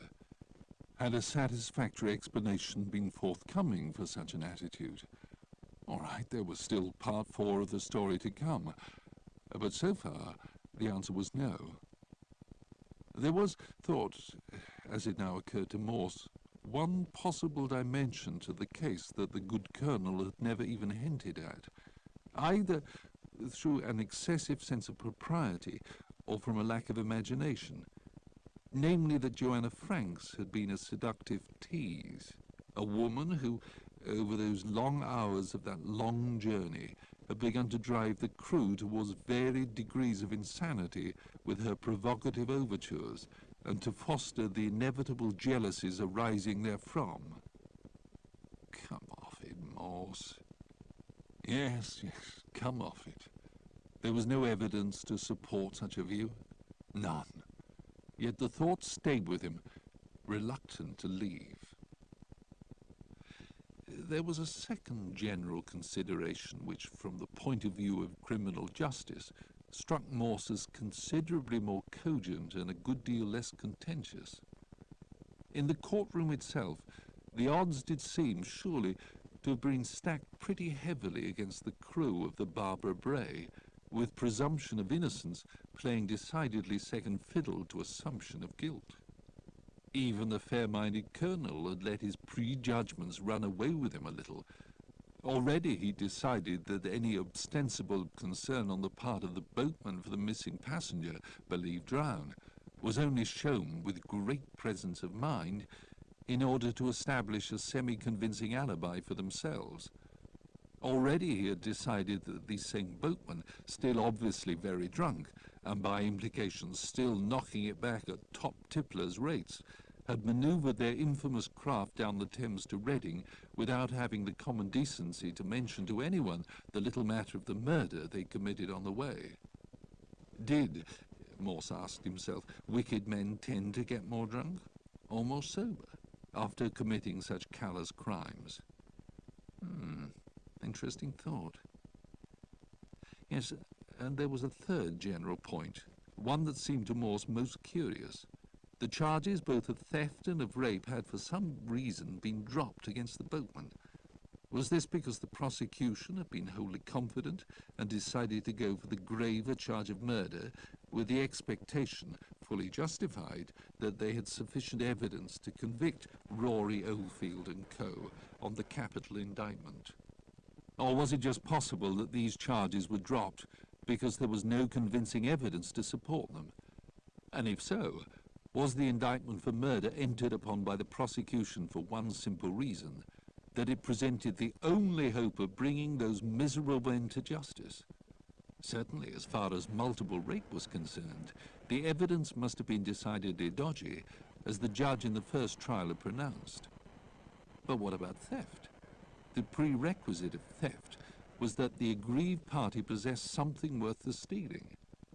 So what was it that poor Joanna had about her person, or had in either of her 2 travelling boxes, that was worth the crime? The evidence, after all, pointed to the fact that she hadn't got a couple of pennies to rub together.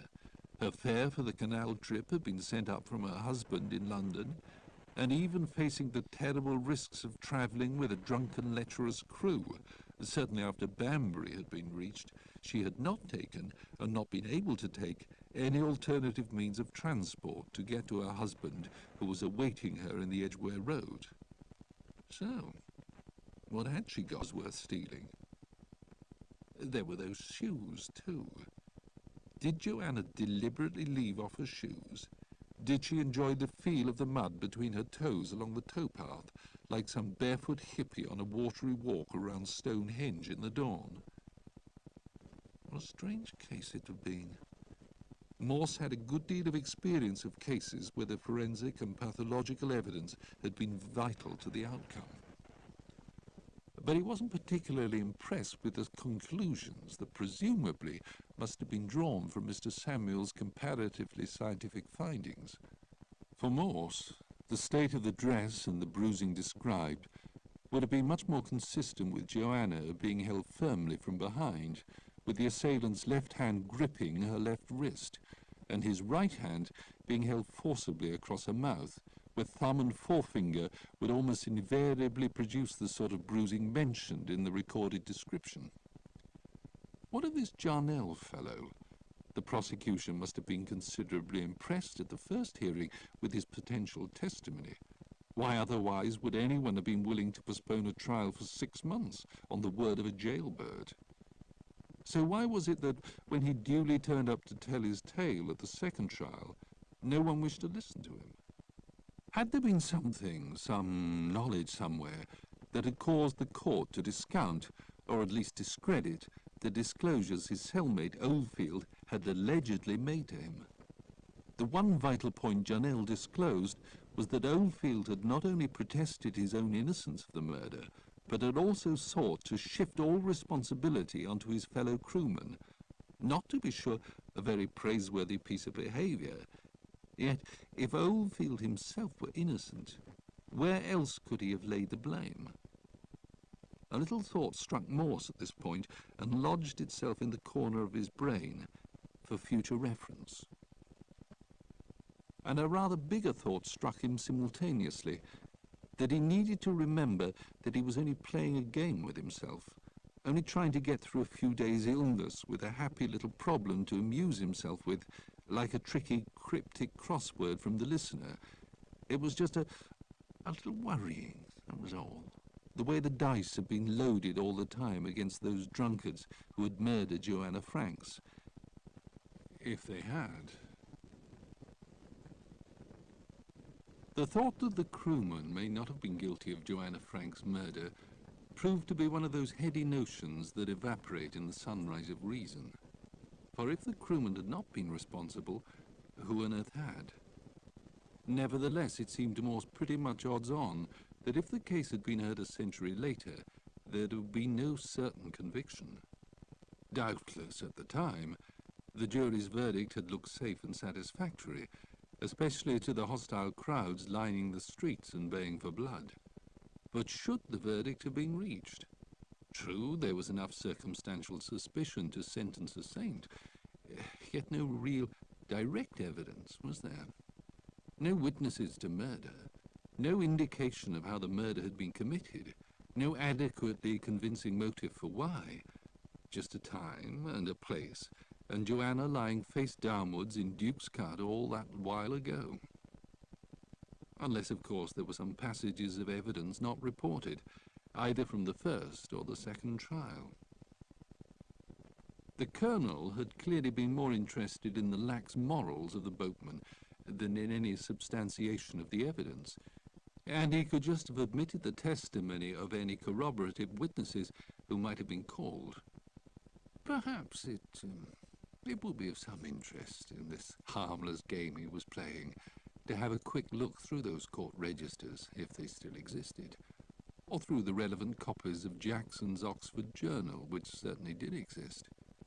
And in any case, we hadn't finished the Colonel's book yet. He began to read, only to be interrupted by the totally unexpected reappearance of Sergeant Lewis, who explained that the purpose of his unofficial visit, it was 2:15 p.m., was to interview a woman still in intensive care in connection with yet another horrendous crash on the A34. Feeling okay today, sir? All the better for seeing you, Lewis. When some 10 minutes later he walked out, Lewis felt the same degree of delight he invariably experienced when he knew that Morse needed him, even if it were only, as in this case, to do a bit of mundane research. Morse had briefly explained the case, and to try to discover if the court registers of the Oxford Assizes 1859-60 were still available, and if so, to see if any records of the trials were still extant. After Lewis had gone, Morse felt very much in tune with the universe. With Lewis looking into the court registers, a certain highly qualified librarian could very quickly sort out Jackson's Oxford Journal. Not that she was coming in that evening, alas. Patience, Morse. At 3 p.m., he turned once again to the beginning of the fourth and final episode of the late Colonel Denniston's book. The jury, he read, retired to the clerk of indictment's room. After an absence of 3/4 of an hour, they returned to the court, and their names having been read over, every person appeared to wait with breathless anxiety for their verdict. In reply to the usual questions from Mr. Justice Benham, the foreman replied that the jury was all agreed, and that they were unanimous in finding each of the 3 prisoners at the bar guilty of the murder of Joanna Franks. It is said that no visible alterations marked the countenances of the crew on the verdict, except that Oldfield for the moment became somewhat paler. The black coif, emblematical of death, was placed on the judge's head, and after asking the prisoners if they had anything to say, he passed his sentence in the following awesome terms. Jack Oldfield, Alfred Musson, Walter Towns. After a long and patient hearing of the circumstances in this case, and after due deliberation on the part of the jury, you have each and all of you been found guilty of the most foul crime of murder. The murder of an unoffending and helpless woman who was under your protection and who, there is now no doubt as to believe, was the object of your lust, and thereafter, to prevent detection of your crime, was the object of your cruelty. Look not for pardon in this world.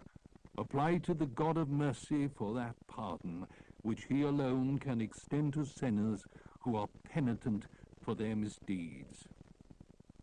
It remains only for me to pass upon you the terrible and just sentence of the law, that you be taken whence you came, and from thence to the place of execution, and that you, and each of you, be hanged by the neck until you be dead, and that your bodies be afterward buried within the precincts of the prison, and be not accorded the privilege of consecrated ground.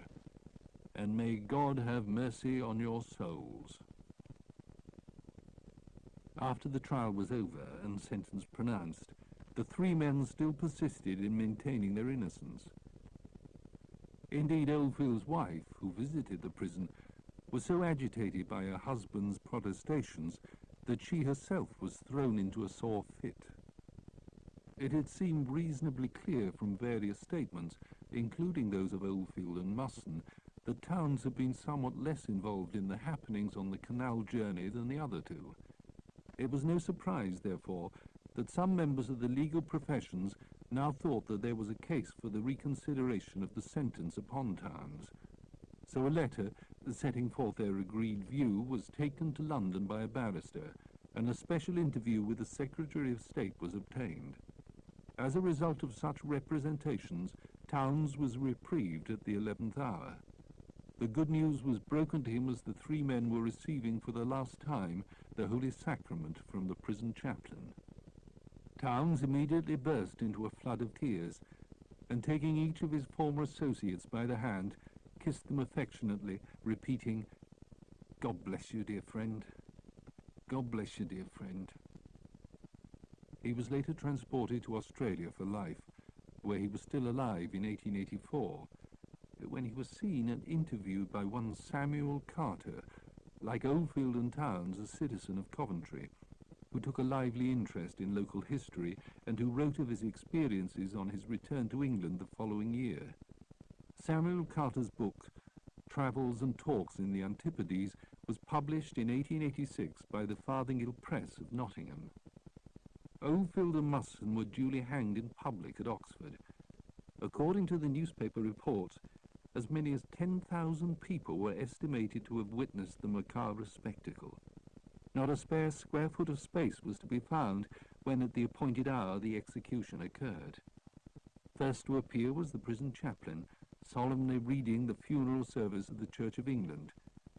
Next came the two culprits, and following them the executioner and the governor, as well as some other senior officers from the prison. The executioner shook hands with both men before the operation of pinioning was begun. When it had been completed, the two men walked with firm step to the platform and ascended the stairs to the drop without requiring assistance. The ropes were adjusted round their necks, and then, as the chaplain intoned his melancholy service, the fatal bolt was drawn, and in a minute or two, after much convulsion, the malefactors were no more. The dislocation of the cervical vertebrae and the rupture of the jugular vein had been, if not an instantaneous, at least an effective procedure. It was later disclosed, though it had not been observable at the time, that Oldfield's last action in life had been to hand over to the chaplain a postcard to be delivered to his young wife, in which to the very end he proclaimed his innocence of the crime for which he now paid the ultimate penalty. Locally produced broadsheets, giving every sensational detail of trial and execution, were very quickly on sale in the streets of Oxford. They were even able to give a full account of the last sermon preached to the men at 6 p.m. on the Sunday before the hangings. The text could hardly have brought the condemned prisoners much spiritual or physical solace. Yet they hearkened not unto me, nor inclined their ear, but hardened their neck. They did worse than their fathers. Jeremiah chapter 7, verse 26. The horror felt by the local population at the murder of Joanna Franks did not end with the punishment of the guilty men. Many, both lay and clerical, thought that something more must be done to seek to improve the morals of the boatmen on the waterways. They were aware, of course, that the majority of boatmen were called upon to work on the Sabbath, and had therefore little or no opportunity of attending divine worship. A letter from the Reverend Robert Chantry, vicar of Summertown Parish, was typical of many, in urging a greater degree of concern amongst the boatmen's employers and suggesting some period of time free from duties on the Sabbath to allow those having the inclination the opportunity of attending a church service. Strangely enough, such attendance would have been readily possible for the crew members of the Barbara Bray had Oxford been a regular port of call, since a special boatman's chapel had been provided by Henry Ward, a wealthy coal merchant, in 1838, a floating chapel moored off Hythe Bridge, at which services were held on Sunday afternoons and Wednesday evenings. For Joanna Franks, as well as for her sorrowing husband and parents, it was a human tragedy that the sermon preached to the murderers on the Sunday prior to their execution was perhaps the first, as well as the last, they ever heard. But it is all a long time ago now. The floating chapel has long since gone, and no one today can point with any certainty to the shabby plot in the environs of Oxford Jail when notorious criminals and murderers and others of the conjecturally damned were once buried. Morse was reminded of a passage which had once been part of his mental baggage, the words of which now slowly returned to him. From Tess of the d'Urbervilles, where Tess herself seeks to bury her illegitimate infant in a place where the nettles grow, and where all unbaptized infants, notorious drunkards, suicides and others... What was the end of it? Wasn't it... Yes. Others of the conjecturally damned are laid. Well, well. A bit of plagiarism on the Colonel's part. He really should have put quotation marks around that memorable phrase. Cheating, just a little. Really. It was good to learn that Oldfield's wife had stood beside her husband, for better or for worse. How Morse would like to have been able to interview her then and there. The recipient, presumably she had been, of that terrible card addressed to her and handed to the chaplain at the very... She must have found it well nigh impossible to believe that a husband would commit so foul a deed. These days there will be a legion of reporters from the News of the World, the Sunday Mirror and the rest, hounding the life of the poor woman and seeking to prize out of her such vital information as whether he'd snored or been tattooed on either upper or lower limbs, or how frequently they indulged in sexual intercourse, or what had been the usual greeting of the loving husband after coming back from one of his earlier murderous missions. No chance of any interview or talk now, though. Not with any of them. But suddenly it struck Morse that perhaps there was. Samuel Carter's travels and talks in the Antipodes. That might be a most interesting document, surely. And it struck Morse with particular pleasure. It would certainly be somewhere on the shelves of the 3 or 4 great UK libraries, the foremost of which was always going to be the Bodleian. Lewis had already been given his research project, and work was now beginning to pile up for his second researcher in the field, what with Jackson's Oxford Journal and now Carter's book. That Friday evening, Morse was visited by both Sergeant Lewis and Christine Greenaway, the latter suddenly changing her mind in foregoing the cocktail reception for those Californian librarians in Wellington Square. Morse was very happy to introduce them to each other. As usual, when she went into Oxford on a Saturday, Christine Greenaway drove down to the Pear Tree roundabout and caught the Park and Ride bus. The Bodleian had not, to the best of her knowledge, microfilmed the whole of the nation's press from the 19th century, so earlier that morning she had telephoned one of her acquaintances in the reference section of the Westgate Central Library and learned that she could have immediate access to Jackson's Oxford Journal for 1859 and 1860. How long did she want the books for? 1 hour? 2? Christine thought 1 hour would be enough. 10:30 to 11:30 a.m. then. On the second floor of the Central Library in the local history and study area, she was soon seated on an olive green vinyl chair in front of a microfilm reader, an apparatus somewhat resembling the upper half of a British Telecom telephone kiosk, with a vertical surface some 2 feet square facing her, upon which the photographed sheets of the newspaper appeared in columns about 2.5 inches wide. The controls marked focusing image, magnification and light control had all been preset for her by a helpful young library assistant, male, and Christine had only to turn an uncomplicated winding handle with her right hand to skip along through the pages of whatever speed she wished, of Jackson's Oxford Journal. She was relieved to discover that the journal was a weekly, not a daily publication, and very soon she found the appropriate columns relating to the first trial of 1859, and like Morse, she became more and more interested. Indeed, by the time she had finished the research into the second trial of April 1860, she was fascinated. She then persuaded the assistant to produce the bulky old files containing the original material and to help her photocopy those yellowing pages which were of interest. She was just finishing when she became aware of a conversation taking place only 3 or 4 yards behind her at the inquiry's desk. "Yes, I've tried the county hall. No help, I'm afraid." "Then your best bet, I should think, is the city archivist. They've got an office in it." "Well, they sent me here." "Oh." The phone rang and the assistant excused himself to answer it. Christine gathered up her notes, turned off the MFR, and went up to the desk. "We met yesterday evening," she began. Sergeant Lewis smiled at her and said, "Hello." "Sorry we can't help, sir," said the assistant, having finished with the phone call, "but they've got no trace of the archivist's." Lewis nodded. "Well, thanks anyway." Lewis was escorting Christine to the swing doors when the assistant had a final thought. "You could try St. Aldate's police station. I've heard that quite a lot of documents and stuff got housed by the police in the war." When alone in crowded streets, Christine sometimes felt a little apprehensive, but she experienced a pleasing sense of being under protection as she walked back towards Carfax with the burly figure of Sergeant Lewis beside and above her. Great Tom was striking 12 noon. The premises of the City Police HQ in St. Aldate's were being extensively renovated and extended, and the work was still in progress when Sergeant Lewis walked in through the main door.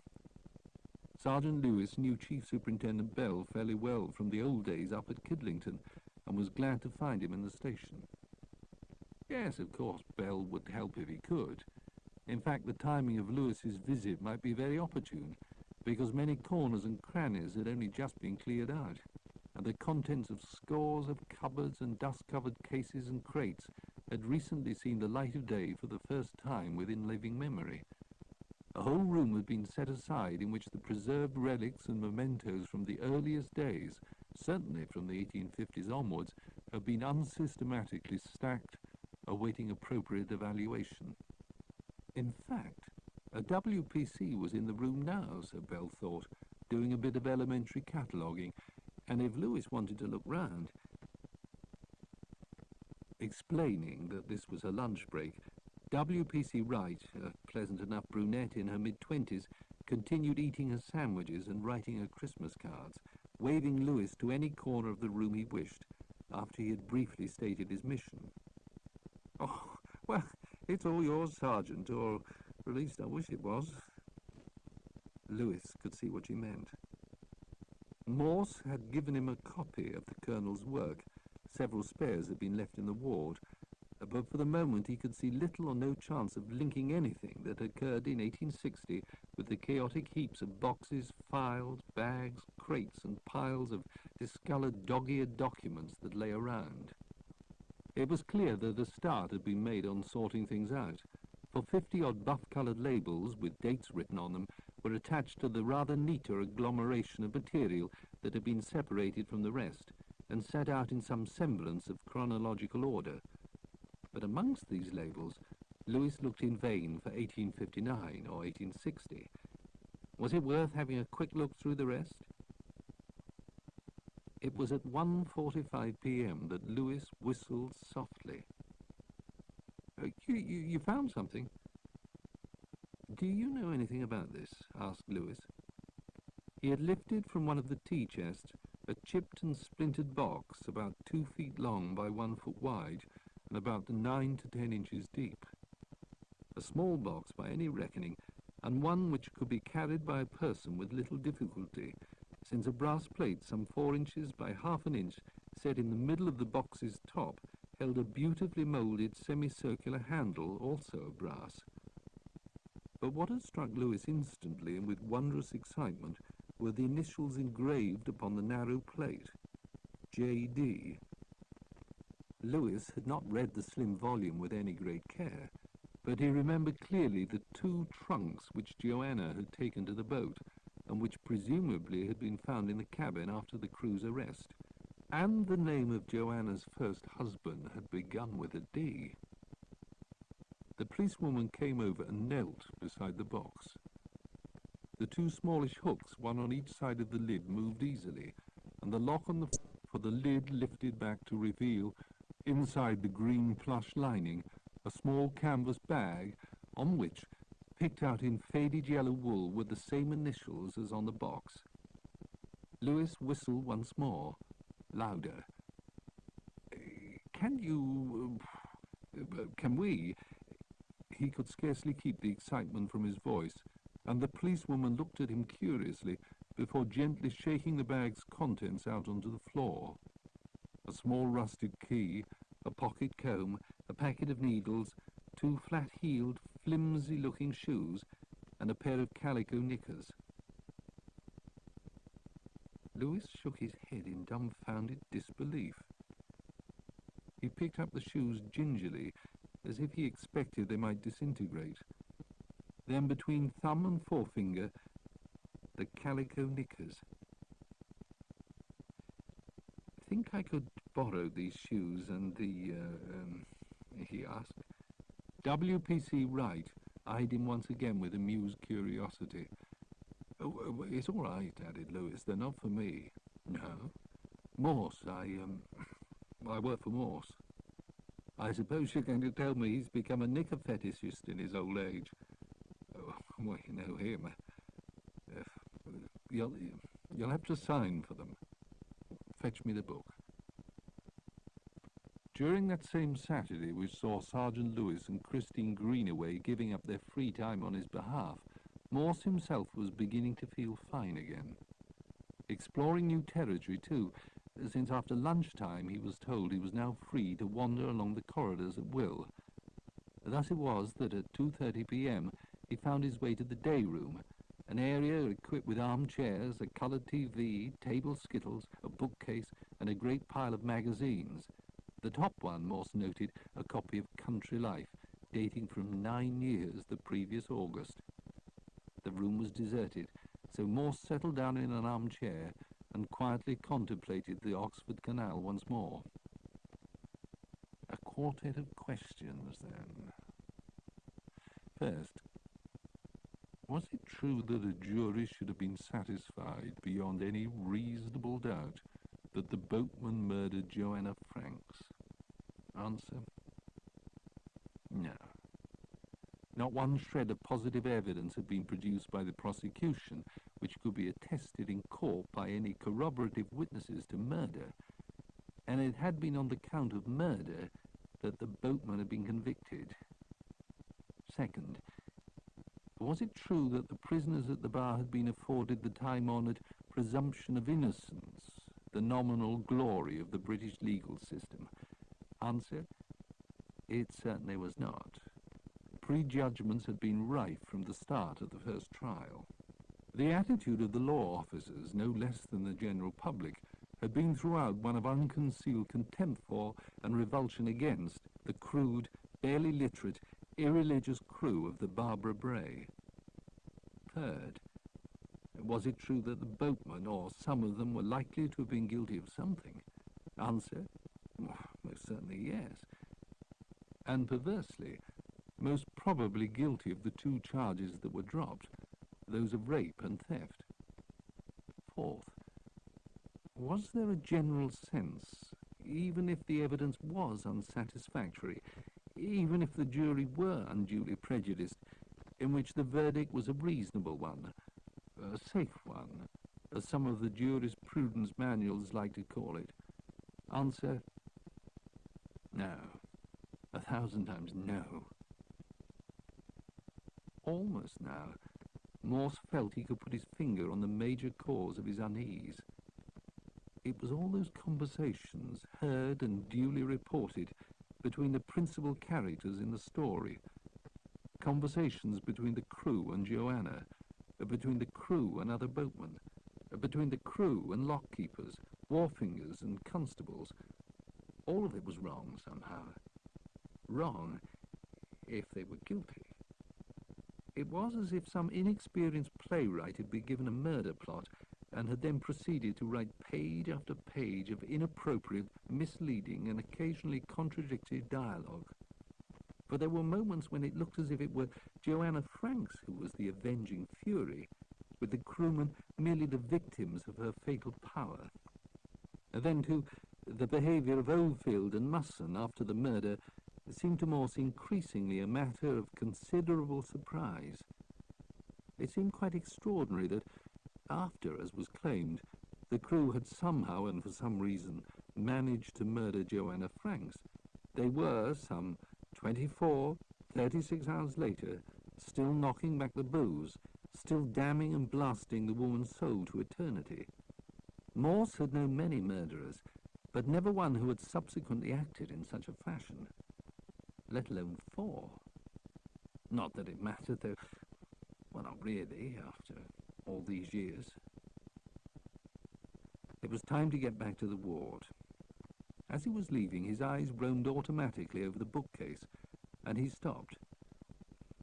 There, on the lower row and standing side by side, were the titles Victorian Banbury and Oxford, Rail Centre Series.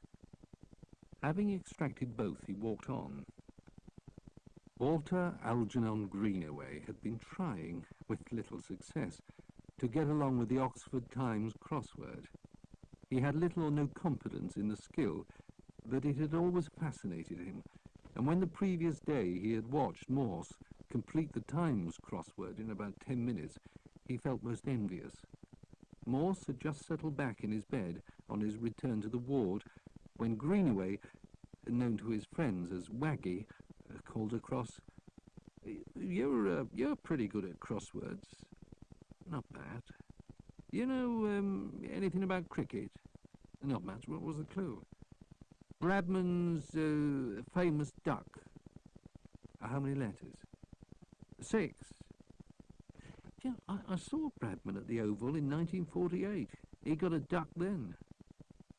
I shouldn't worry too much about cricket," said Morse. "Just think about Walt Disney." Greenaway licked the point of his pencil and thought unproductively about Walt Disney. "Who's heading the crosswords this week?" asked Morse. Chap called Quixote." Morse smiled. Coincidence, wasn't it? "What was his Christian name?" Have you, sir?" said Waggy, happily entering the letters at one across.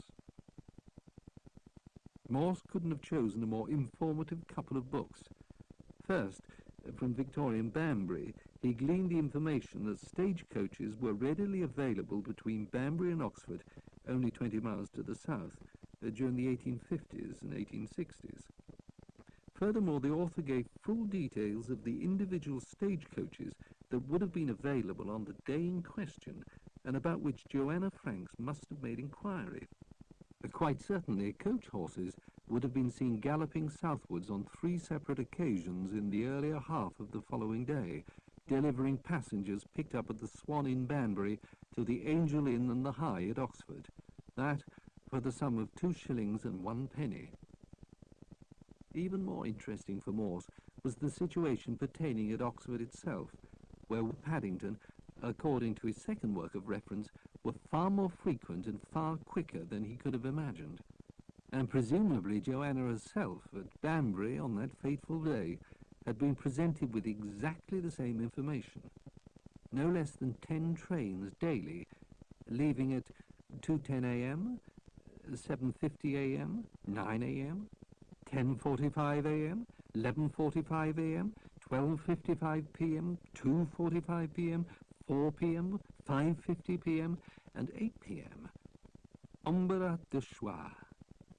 Admittedly, the fare seemed somewhat steep, with first, second and third-class carriages priced respectively at 16 shillings, 10 shillings and 6 shillings for the 60-odd-mile journey. There were also 3 coaches a day, making the journey to London via the Henley and Reading turnpikes, the Blenheim and the Prince of Wales each departing at 10:30 a.m., with arrival an hour later, their fare being a whole shilling less than the third-class railway fare. And where did they finish up in the metropolis? Well, it was quite extraordinary. The Edgware Road. So for a few minutes Morse looked at things from Joanna's point of view. Arriving at Banbury as she had in the latest evening, she would very soon have seen the picture. No chance of anything immediately, but the ready opportunity of a stay overnight in Banbury in one of the taverns along the quayside, costing no more than 2 shillings or so. Then one of the coaches to Oxford next morning, the book of words mentioned one at 9:30 a.m., reaching Oxford at about 1 p.m. That would be no difficulty about catching the 2:45 p.m. to Paddington, or one of the 3 later trains. Easy. If she had eventually made a firm decision to escape her tormentors for good, then the situation was straightforward. 2 shillings overnight, say 2 shillings and 1 penny coach fare, 6 shillings third-class railway fare. That meant that for about 10 shillings she was offered a final chance of saving her life, and without much bother, without much expense, she could have done so. But she hadn't. Why not? Received wisdom maintained that she hadn't got a penny piece to her name, let alone half a guinea. But had she nothing she could sell or pawn? Had she no negotiable property with her? Why then, if that was so, could there ever have been the slightest suspicion of theft? Normal shifts for the nursing staff at the JR2 were early, 7:45 to 15:45, late, 1300 to 21:30, and night, 2100 to 8:15. All was more of an owl than a lark. Nurse Eileen Stanton shared none of the common objections that were levelled against the night shift. Born with a temperament slightly tinged with melancholy, she was perhaps a natural creature of the dark. But this particular week had been unusual, and that day, instead of being on night, she was on late. She'd noticed Morse, and he her, as he'd walked along the day room, watched him walk back half an hour later, and spend the rest of the afternoon reading. Bookish sort of fellow, he seemed. Nice, though. And she could go and have a word with him, perhaps once he put his books down, which he didn't. She watched him again at 7:40 p.m. as he sat against the pillows, and more particularly watched the woman who sat beside him in a dark blue dress, with glints of gold and auburn in her hair, the regular small-featured face leaning forward slightly as she spoke to him. To Eileen, the pair of them seemed so eager to talk to each other, so different from the conversational drought which descended on so many hospital visitations. She envied them, envied especially the woman, Waggy Greenaway's clever clogs of a daughter. From the few times Eileen had spoke to Morse, she knew that his conversation, and perhaps she thought his life too, was so interesting. She'd met only a few men like that. Christine Greenaway stood up to go, and Morse was suddenly conscious, as she stood so close beside the bed, of how small she was, in spite of the high-heeled shoes she habitually wore. Words came back to his mind, the words he'd read again so recently. Petite and attractive figure, wearing an Oxford blue dress. How tall are you? He asked. In stocking feet, I'm 5 feet, half an inch. I wear heels all the time, so I can come up to about 5'3". What size shoes do you take? 3s. You wouldn't be able to get your feet in them. I've got very nice feet, said Morse seriously. I think I ought to be more worried about my father than about your feet, she whispered quietly as she touched his arm, and Morse in turn placed his own left hand so briefly, so lightly upon hers. And you'll look up that. I won't forget.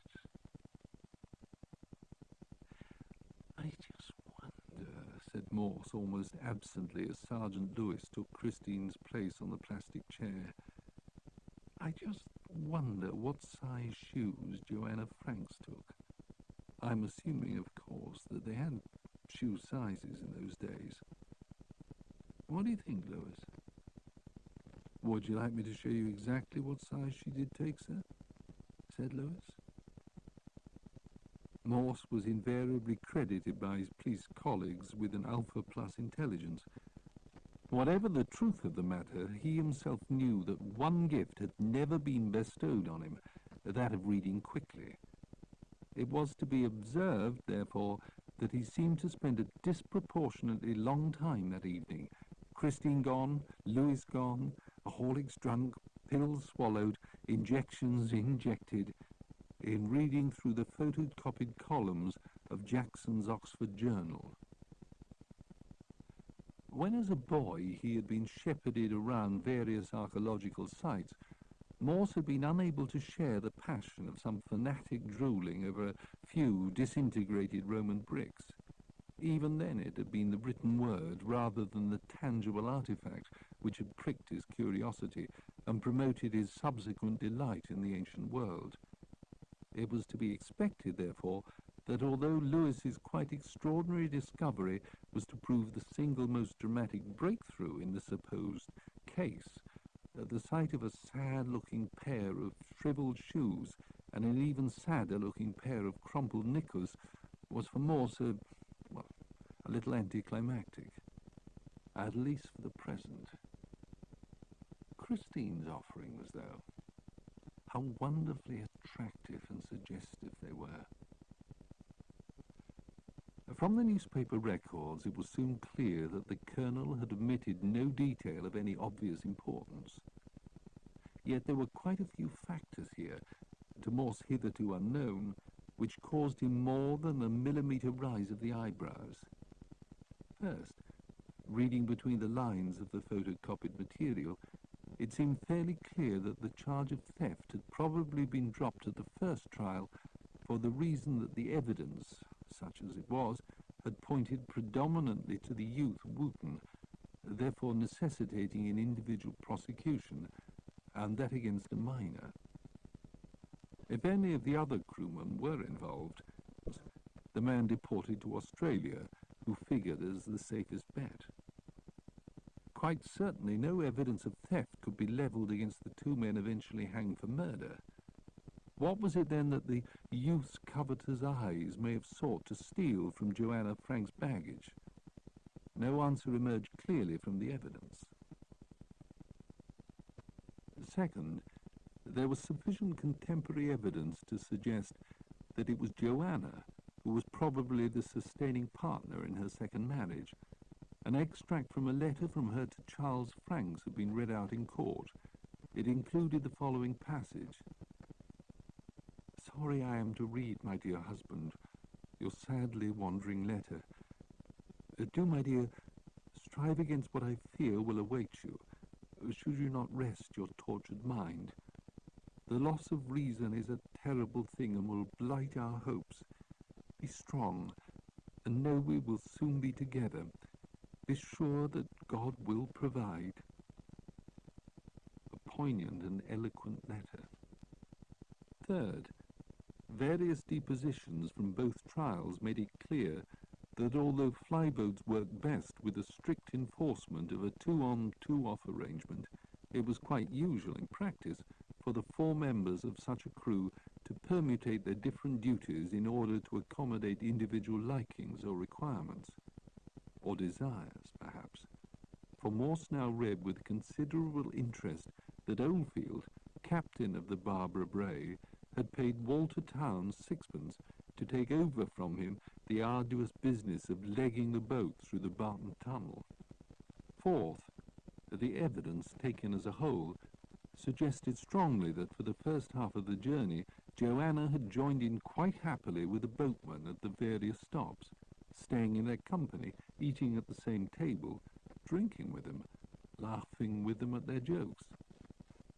few jokes, though, on the latter half of the journey, when, as the prosecution had pressed home again and again, Joanna figured only as a helpless, hapless soul, crying out, at times literally, for help, sympathy, protection, mercy. On one decisive and dramatic fact, as the crew themselves grew progressively more inebriated, Joanna was becoming increasingly sober. For the coroner's evidence, as reported at the trial, was incontestable. No alcohol at all was found in her body. Finally, there was a further passage of evidence which the colonel had not cited. It was apparently Oldfield's claim that at about 4 a.m. on the fateful morning, the boatman had, in fact, caught up with Joanna on the towpath. Joanna in a state of much mental confusion, for he and Musson had discovered her whereabouts only because of the anguished cry she was uttering, calling upon the name of her husband. Franks! Franks! Franks! Furthermore, Oldfield claimed he had actually persuaded her to get back on the boat, though he agreed that she had fairly soon jumped off again to resume her walking along the towpath. Then, according to Oldfield, two of them, he and Towns on this occasion, had once more gone ashore, where they met another potential witness, the Donald Favant mentioned in the colonel's book. But the boatman had not been believed. In particular, the second meeting along the towpath had come in for withering scorn from the prosecution. At best, the confused recollections of hopelessly drunken minds. At worst, the invention of these callous murderers. "You comfy?" asked Nurse Eileen Stanton, pulling the folds of his sheets tidy. "Oh, I thought you'd gone off duty." "I'm going." "You're spoiling me." You enjoy reading, don't you?" Morse nodded. Sometimes." "You like reading best of all?" "Well, music.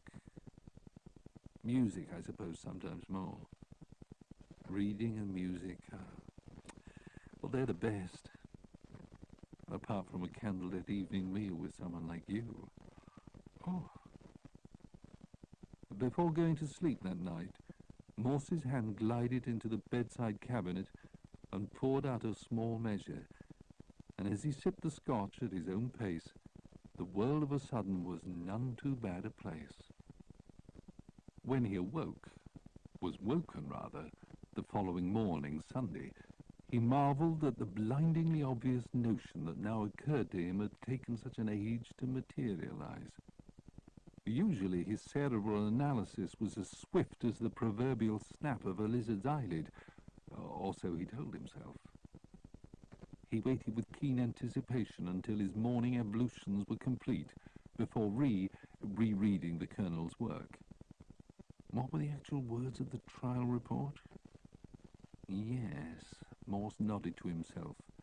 When Charles Franks had looked at the body, he had recognized it, dreadfully disfigured as it was, by a small mark behind his wife's left ear, a mark of which only a parent or an intimate lover could have known. By all the gods, was ever identification so tenuously asserted and attested in the English courts?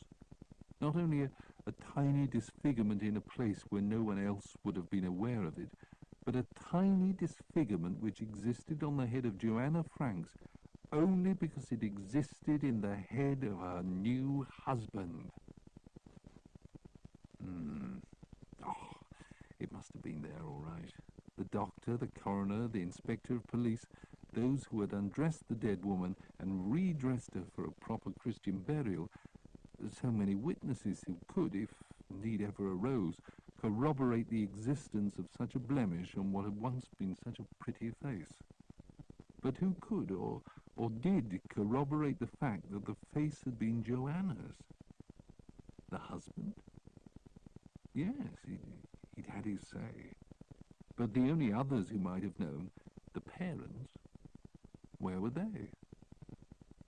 Apparently they had played no part at all in the boatman's trial at Oxford. Why not? Was the mother alive at the time of the trial? The father was alive there, wasn't he? The insurance man. No court would have accepted such unilateral identification without something to support it.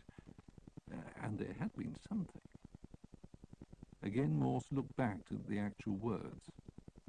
Corroboration was afforded by the shoes later found in the fore cabin of the Barbara Bray, which matched in the minutest degrees the contours of the dead woman's feet. So the matter was clear.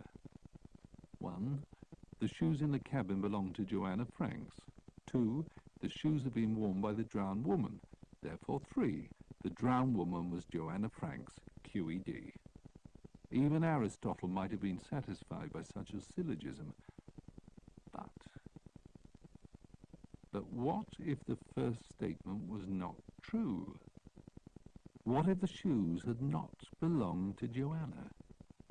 Then the inexorable conclusion must be that whatever was found floating face downwards at Duke's Cut in 1859, it was not the body of Joanna Franks. Just one moment, Morse. The confusion was deafening in his ear. All right. The identification as it stood, as it stands, may perchance appear a trifle tenuous. But have you, any reason for discrediting such identification? And the answering voice in Morse's brain, Morse's voice, was firm and confident. Indeed. And if it should please my learned friends, I shall now proceed to tell you exactly what did happen between 3 a.m. and 5 a.m. on the morning of Wednesday, the 21st of June, 1859. Morse leaned back on his pillows, and his very blue eyes focused on the far distance, somewhere far beyond the wall he was staring at, and he let his imagination have its say. Standing by the door of the fore cabin, she could see them both. Asleep, the pair of them, Oldfield and Musson, only the slight rise and fall of the faded maroon eiderdown that covered them both betraying their fitful breathing. Drunk? Yes, very drunk. But Joanna herself had seen to that. Little or no persuasion required, but the timing important. She smiled grimly to herself and consulted the little silver timepiece she always kept so carefully about her person, the watch her father had given her on her 21st birthday. Occasionally she spoke quietly, very quietly, to the shifty, silly, spotty-faced youth who stood beside her at the entrance to the cabin, his left hand upon the Z-shaped tiller painted in alternate bands of red, green, yellow, his right hand where she had placed it herself, fondling the bosom of her dress. 25 yards ahead, the horse was plodding along the silent towpath, with only the occasional flap of the waters to be heard as they slurped against the Barbara Bray. "Over a bit, Tom," she whispered, as the boat moved into the elbow bend at Thrupp. "And don't forget our little bargain," she added as she stepped up onto the side, whilst young Wooten gently manoeuvred the boat ever closer towards the right-hand bank. Wooten would not be celebrating his 15th birthday until the February of 1860, but already, in several ways, he was a good deal older than his years. And not in every way, though. Never, before Joanna had come on board at Preston Brook, had he felt so besotted with a woman as he was with her, exactly as the rest of the crew had been, a fact of which he was well aware. And Oldfield had taken possession of her, and of that Wooten was quite sure. Taken her in one pitch-black transit tunnels when he, Wooten, had gladly taken Oldfield's sixpence and legged the Barbara Bray slowly towards that pinpoint of light which had gradually grown ever larger, as darkly he had listened to the noises of the love-making taking place in the bunk below him. Towns, too, had taken Oldfield's sixpence in a tunnel further south, and both Towns and Musson, the lanky, lecherous-eyed Musson, knew only too well what was going on, soon wanting a share of things for themselves. No surprise, then, that Towns had gone for Musson with a knife. As agreed, Wooten provided her with a lantern. She took it and leapt lightly off the Barbara Bray, her bonnet around her head, her shoes upon her feet, onto the towpath bank where, very soon, she had disappeared. It was not unusual, of course, for women passengers to jump ashore at fairly regular intervals from a narrowboat. Female toiletry demanded a greater measure of decorum than that for men. She stood back in the undergrowth, watching the boat melt into the night. Then, gauging that she was out of earshot of the crew, she called out the man's name, without at first receiving a reply. Then again, and then a third time, until she heard a rustling movement in the bushes beside her, and a suppressed, tense shh. The night air was very still, and her voice had carried far too clearly down the canal, with both the youth at the helm and the man with the stoical horse turning round simultaneously to look into the dark. Hearing nothing further, neither of them gave the matter much further thought. But one of the men supposedly asleep had heard it too. Meanwhile, Joanna and her accomplice had flitted stealthily along the row of small greystone terrace cottages which lined the canal at Thrupp, keeping to the shadows. Then they moved along the short hedge-lined lane that led to the Oxford to Banbury highway. For the Barbara Bray, the next 3 miles of the Oxford Canal would interpose the Roundham, Kidlington Green and Shuttleworth's locks, the latter just north of the basin at the water known as Duke's Cut. Negotiation of these locks, so carefully calculated, would afford appropriate opportunity. No real problem. Much more difficult had been the arrangements for meeting each other, and certainly Oldfield more than once had looked at Joanna suspiciously in the last 24 hours, as she had taken, but of necessity, her diurnal and nocturnal promenades. She knew, though, how to deal with Oldfield, the skipper of the Barbara Bray. "Everything ready?" she asked. He nodded. They walked across to a covered carrier's wagon which stood, a piebald horse between the shafts, tethered to a beech tree just beside the verge. The moon appeared fitfully from behind the slow-moving clouds. "Knife?" he asked. I sharpened it. She took off her cloak and handed it to him, taking in return the one he passed her, similar to her own, though cheaper in both cloth and cut, and slightly longer.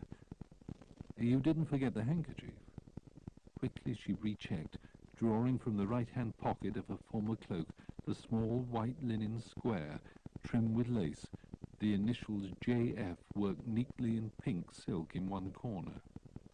She's in there." Joanna half turned to the back of the wagon. He jerked his head once, his small eyes bright in the heavily bearded face. "I don't really want to see her," she said. "No need." He had taken the lantern, and when the two of them had climbed up to the front of the wagon, he shone it on a hand-drawn map, his right forefinger pointing to a bridge over the canal some 400 yards north of Shuttleworth's Lock. "We're going down to here. You wait there and catch up with them, all right? Then get on board again. Then after that, after you get through the lock, what we agreed. Yeah, jump in. You can stay in the water as long as you like, but be sure no one sees you getting out. The wagon will be next to the bridge. You get in and lie still. I'll be there as soon as I've..." Joanna took the knife from her skirt. "Do you want me to do it?" "No." He took the knife quickly. "No? It's just that her face, it's gone black." The man climbed onto the foreboard and helped her up, before disappearing into the darkness of the covered cart, where, holding the lantern well away from the face, he lifted the dead woman's skirts and made an incision of about 5 or 6 inches down the front of her calico.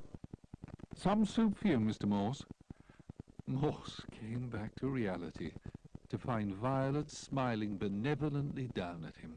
The report was a regular feature of the wards in the jail too, a meeting of hospital and medical staff at the changeover points between early, late and night shifts. The 1 p.m. meeting on the second day of Morse's stay was well attended.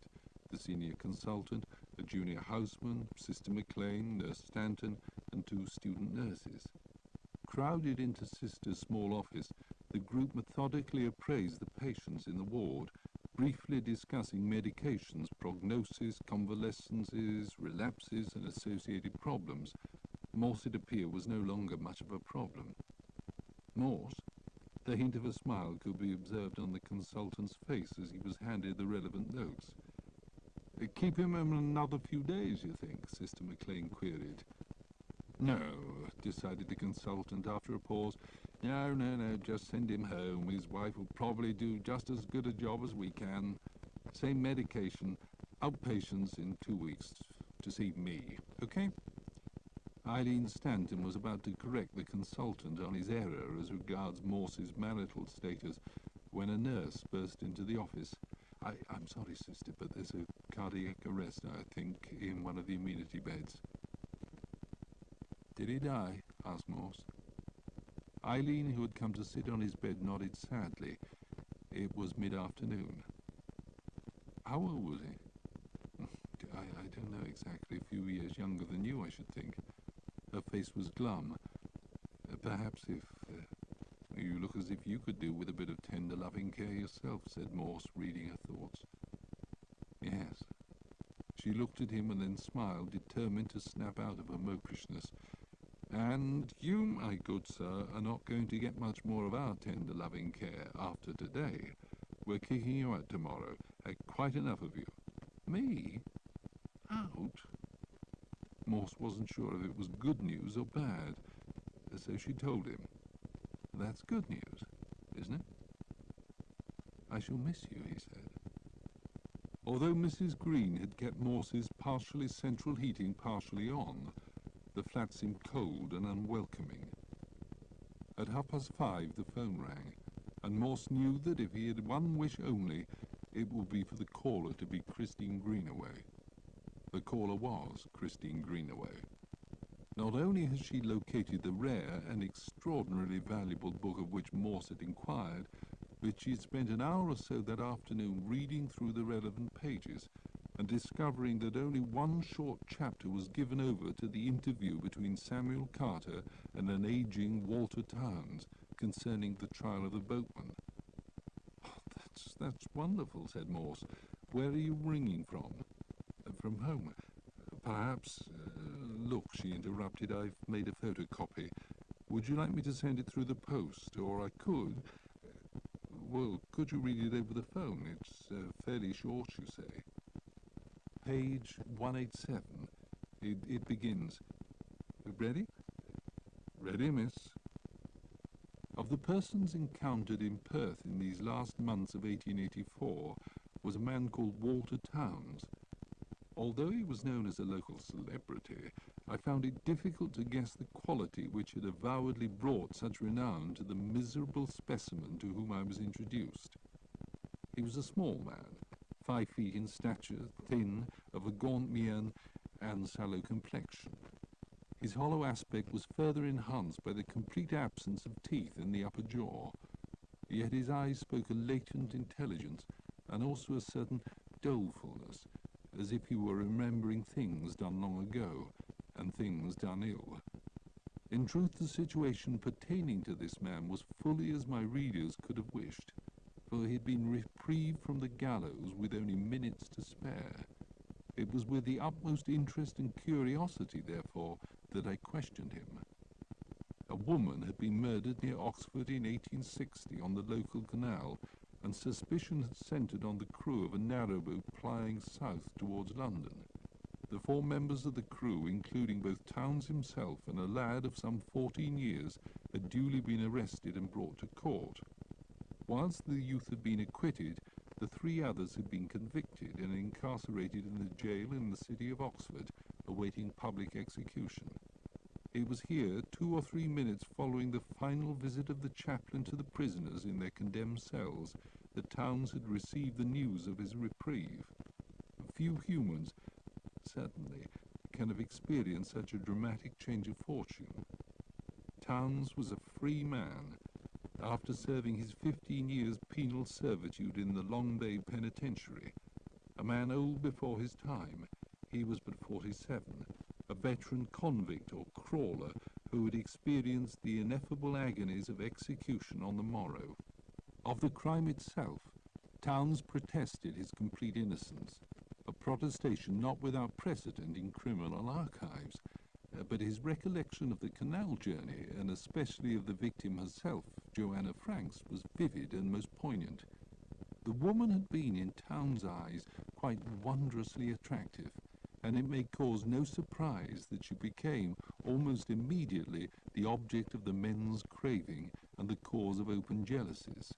Indeed, Towns recalled an occasion when two of the crew, the two who were eventually hanged, had come to blows over that provocative and desirable woman, and one of them with a knife.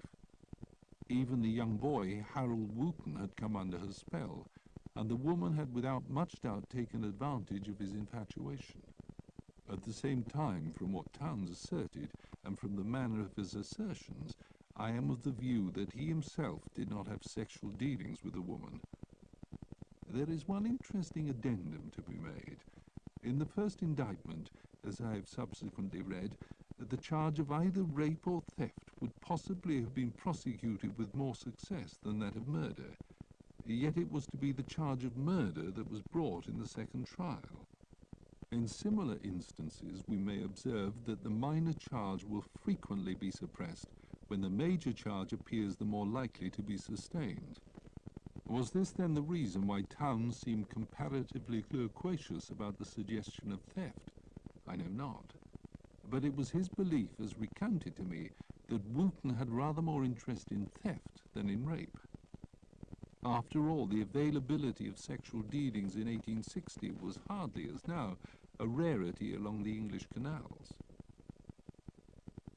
Well, I mean, that's it. I'll put it in the post tonight, so you should, oh, well, can't you call round and bring it? Life's, well, it's just a bit hectic at the moment, she replied. Morse said nothing. Is your name the same as in the telephone directory? E. Morse. Yes, that's me. That is I, if you prefer it. What does the E stand for? I never knew what to call you. They just call me Morse. You won't forget me? She asked after a little pause. I'll try, I suppose. Morse thought of her for many minutes after he cradled the phone. Then he recalled the testimony of Samuel Carter, and marveled that the researcher of Carter's undoubted experience and integrity could make so many factual errors in the course of 3 or 4 pages. The date of the murder, Towns' age, Wooten's Christian name. Very interesting, though. Why? Morse had even guessed right about that dust-up with a knife. Well, almost right. He'd got the wrong man, but otherwise...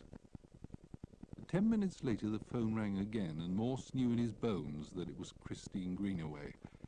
It was Superintendent Strange. "You're out there, Morse, yes? Oh, well, that's good. You've had a bit of a rough ride, you tell me. On the mend now, sir. Kind of you to ring. Well, no great rush, you know, about getting back, I mean. We're a bit understaffed at the moment, but give yourself a few days to get over things. Delicate thing, the stomach, you know. Why don't you try to get away somewhere for a couple of days? Oh, well, thank you, sir. By the way, they have signed me off for a fortnight at the hospital." "Fortnight? A fortnight?" "It's a delicate thing, the stomach, sir." Yes, well, and perhaps it wouldn't do me any harm to take your advice about getting away for a little while?" "Do you the world a good. The wife's brother," Morse groaned inwardly. "He's just back from a wonderful holiday. Southern Ireland, took the car, Fishguard to Dunlair, then the West Coast, you know, Cork, Kerry, Killarney, Connemara. Marvellous," he said. It had been kind of strange to ring. As he sat in his armchair, Morse reached idly for the World Atlas from his large bookshelf. And where was Kerry? Oh, yes, over there, west of Tralee. and he moved his finger up the coast to Galway Bay. Then he saw it, Bertnaboy Bay.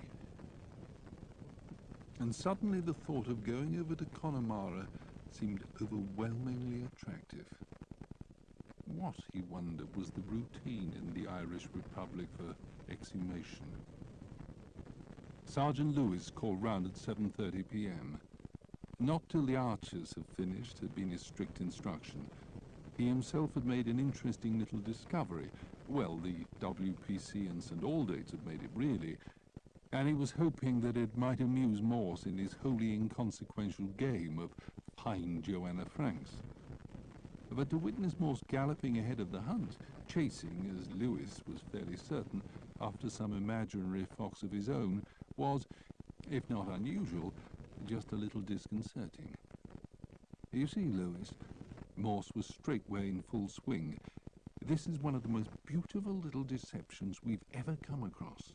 The problems inherent in the case, almost all of them, are resolved immediately once we take one further step into imaginative improbability.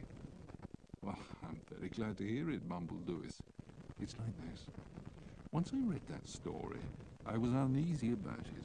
I mean, it's the identification bit that worried me, and it would have worried any officer in the force today, you know that. But more significantly, if we consider the psychology of the whole, sir, could we, could you please forget all this psychological referencing? Could you just tell me simply and, oh, I'm boring you. Is that what you're saying? Exactly what I'm saying, sir. Morse nodded to himself happily. Let's put it simply, then. I read a story in hospital. I get interested. I think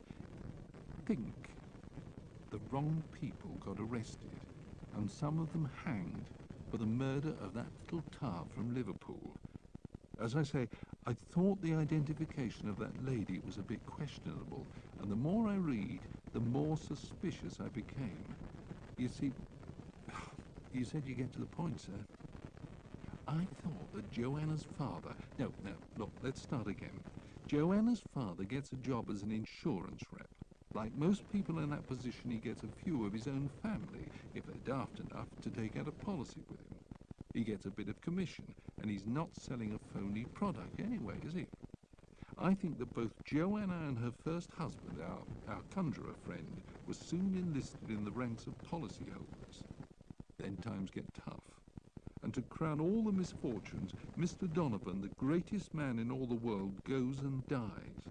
And when Joanna's natural grief is abated, she finds she's done very nicely, thank you, out of the insurance taken on his life. She receives £100 with profits on what had been a policy taken out only 2 or 3 years previously.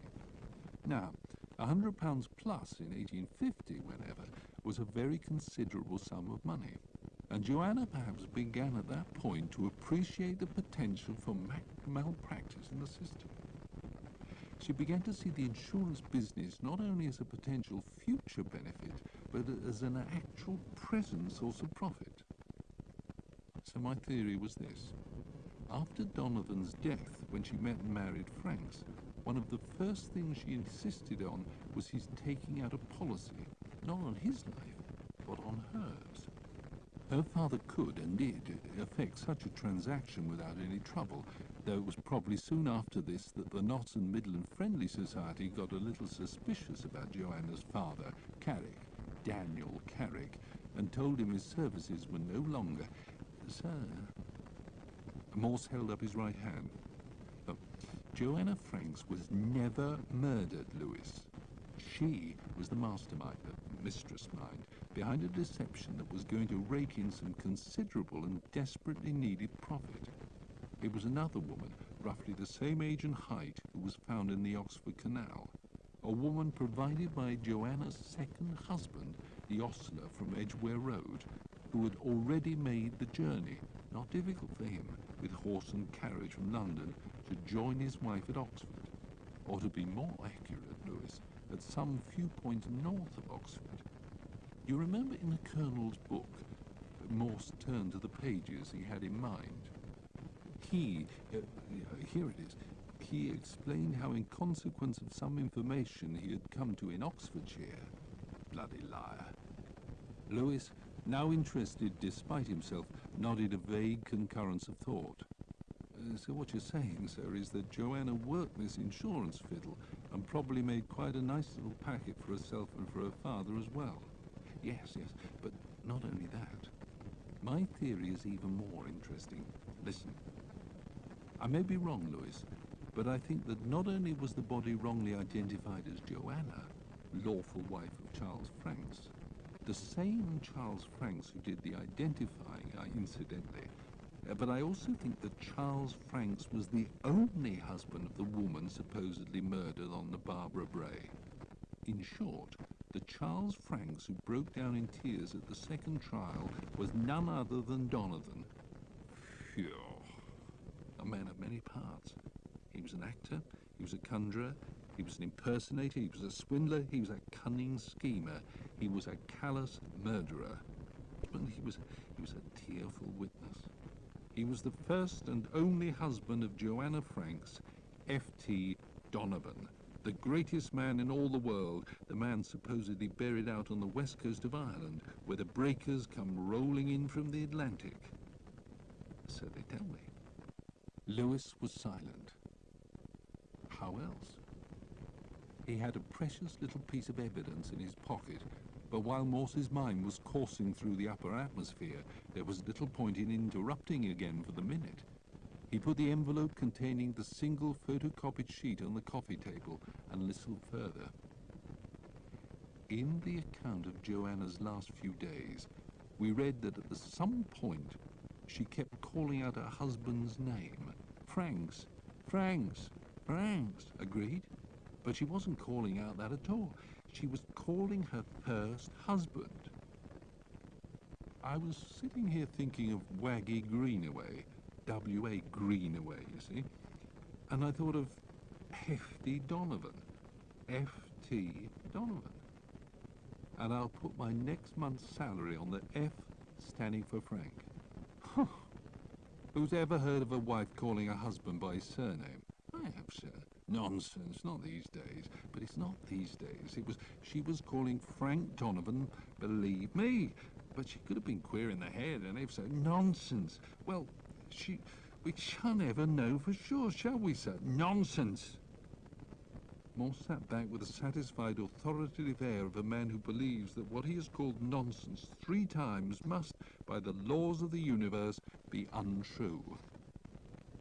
Lewis didn't give him a chance to get started again. He proffered his envelope. Morse slowly withdrew and studied the photocopied sheet. The original had been handwritten in a flowing cursive style. It read as follows. 25 minutes past 7 o'clock. Drowned body was in cut of water licensed to Duke of Marlborough. Taken to Plough Inn at Wolvercote. Probably identity unknown. Prelim findings would suggest death by drowning. No obvious injury was seen. Height, 5 foot, 3 3/4 inches. Well nourished, circa 35 years of age. Bruise on mouth at side. Fully clothed, no bonnet or shoes. Face discoloured, black. Not the coroner's report, sir, said Lewis, but the next best thing. This fellow must have seen her before the post-mortem. Interesting, isn't it? Very interesting, Morse agreed.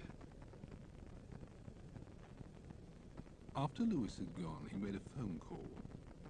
What was the average height of a woman in the 19th century? Well, which end of the 19th century, Morse? The middle. Well, they varied. Oh, come on. Poor food, lack of protein, all that sort of stuff. Not very big, most of them. Certainly no bigger than the Ripper's victims in the 1880s. 4'9", 4'10", 4'11". Well, that sort of height. That's about what those dear ladies were. Except one. Stride. Wasn't that her name? Yeah. Liz Stride. They called her Long Liz. So much taller than all the other women in the workhouses. You follow that, Morse? How tall was she, Long Liz? Dunno. Can you find out? Morse was 3 minutes into the love duet from Act 1 of Die Valkyrie when the phone rang. Morse? 5'3". Morse whistled. Pardon? Thanks, Max. By the way, are you at the lab all day tomorrow? Something I want to show you. So the petite little figure had measured 3/4 of an inch more than Longley's stride, and her shoes, as Lewis had ascertained, approximated to size 5. Well, well, well. Virtually every fact now being unearthed, though that was probably not the mot juste, was bolstering Morse's bold hypothesis. But infuriatingly, there was, as it seemed, no chance whatever of establishing the truth. Not at any rate the truth regarding Joanna Franks, because her grave was lost forever under a housing development. Even the headstone which had caught the eye of the late lamented Colonel Denniston had been consigned to oblivion. This Morse knew because it was another thing which Sergeant Lewis had checked. The next morning brought a communication from Morse's insurance company, a third and final demand for his previous month's premium. Morse wrote out a cheque and a brief letter of apology. Coincidental, for he'd been talking to Lewis about insurance only the previous evening, and he admitted it to himself, largely making it up as he went along. But it was far from improbable, wasn't it? What he had guessed. Those insurance fiddles. He looked up the first material that Christine had brought into him at the JR2, and once again studied the facts and figures of the Nottinghamshire and Midlands Friendly Society for 1859. Joanna had been born in 1821, so she was 38 in 1859. If she had taken out a policy a year, 2 years earlier, that would be age next birthday 36, an annual premium of £3, 8 shillings and 9 pence, under £7. Under £7, say, for a return of £100. That's not bad at all. And if Donovan had already pocketed a similar packet. Morse left his flat in mid-morning, his first excursion since his return, and posted his letter. There was a travel agency immediately across the street, and the girl who sat at the first desk to the right smiled brightly. Can I help, sir? Yes, I'd like to book a holiday with a car in Ireland, the Republic, that is. Later that morning, he called at the William Dunn School of Pathology in South Parks Road. Have a look at these for me, will you? Refraining from all cynical comment, Max looked dubiously across at Morse over his half lenses. Max, all I want to know is whether they come from M&S or Littlewoods. The tear, Max, the tear. Tear? What tear? Max picked up the knickers with some distaste and examined them, as it seemed to Morse, in cursory fashion. No tear here, Morse, not the faintest sign of any irregular distension of the fibre tissue. Calico, by the way, isn't that? Yeah, I think so. Well, we don't need a microscope to tell us it's a cut. Neat, clean, straightforward cut. All right? With a knife? Well, what the hell else do you cut things with? Cheese slicer? A pair of... What a wonderful thing, Morse, is the human imagination. The man parking his Lancia, Inspector Mulvaney knew to be the English policeman who had rung the previous day to ask for help in locating a cemetery, for as yet no stated purpose, and who thought it was probably the one overlooking Burtnaboy Bay, that being the only burial ground marked on the local map. Mulvaney had been able to assure Chief Inspector Morse that indeed it would be the cemetery which lay on the side of a hill to the west of the small town. The local dead were always likely to be buried there, Mulvaney had maintained, there being no alternative accommodation. From the window of his office, Mulvaney watched Morse with some curiosity. The man who was walking round to the main entrance looked an interesting specimen, mid-50s, losing his whitish hair, putting on just a little too much weight, and exhibiting perhaps, as was to be hoped, the telltale signs of more than a little. Nor was Mulvaney disappointed in the man who was shown in. Are you related to Kipling's, Mulvaney? Asked Morse. No, sir, but that was a good question. And education, well, that's a good thing, sir. Morse explained his unlikely, ridiculous, selfish mission, and Mulvaney warmed to him immediately. No chance whatsoever, of course, of any exhumation order being granted, but perhaps Morse might be interested in hearing about the business of grave digging in the Republic. A man could never dig a grave on a Monday, and that for perfectly valid reasons which he'd forgotten. And in any case, it wasn't Monday, was it? And it was always the custom for the chief mourner to supply a little quantity of Irish whiskey at the graveside for the other mourners, and for the grave diggers too. For sure, 'tis always a thirsty business. So Morse, the chief mourner, walked out into the high street and purchased 3 bottles of Irish malt.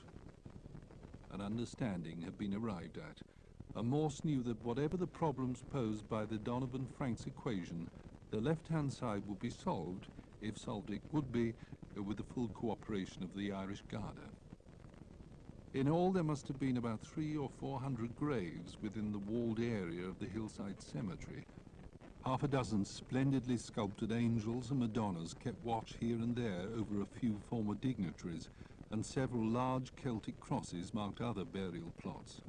But the great majority of the dead lay unhonoured here, beneath untended, meaner-looking memorials.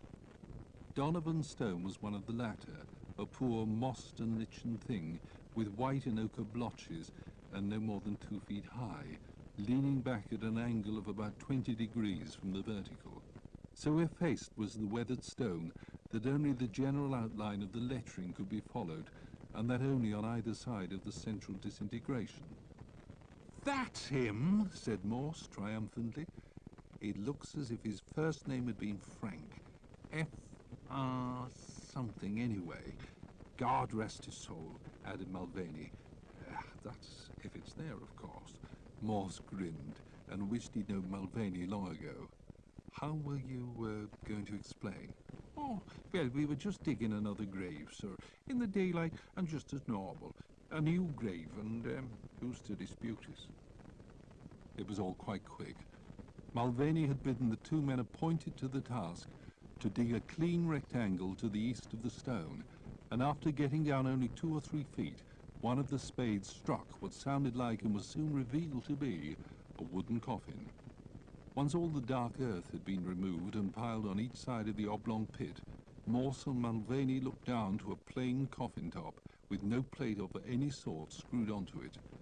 The wood, 1-inch elm boarding and grooved round the top, looked badly warped, but in reasonable state. It was Mulvaney himself, awkwardly straddling the hole, his shoes caked with mud, who bent down and pulled at the top of the coffin, which gave way easily, the metal screws clearly having disintegrated long ago. As the boards slowly lifted, Mulvaney saw, as did Morse, that a whitish mould hung down from the inside of the coffin lid, and in the coffin itself a shroud or covering was overspread with the same creeping white fungus. Round the sides of the bottom of the coffin, plain for all to see, was a bed of brownish, dampish sawdust, looking as fresh as if it had been buried only yesterday. "'Tis a wonderful well preserved, is it not, sir? 'Tis the peat in the soil that's accounting for it." This from the first gravedigger, who appeared more deeply impressed by the wondrous preservation of wood than by the absence of any body. For the coffin contained no body at all. What it did contain was a roll of carpet of some greenish dye, about 5 feet in length, folded round what appeared to have been a dozen spaded squares of peat. Of Donovan, there was no trace whatsoever. 95% certain as he was that the wrong people had been hanged in 1860, there was apparently nothing further he could do to dispel that worrying little 5% of doubt. It was on Friday the 15th of December that Morse's eye caught the name in the Oxford Times deaths column. Denniston, Marjorie. On December the 10th, peacefully at her home in Woodstock, aged 78 years. She wished her body to be given to medical research, donations gratefully received, in honour of the late Colonel W.M. Denniston by the British Legion Club, Lambourne.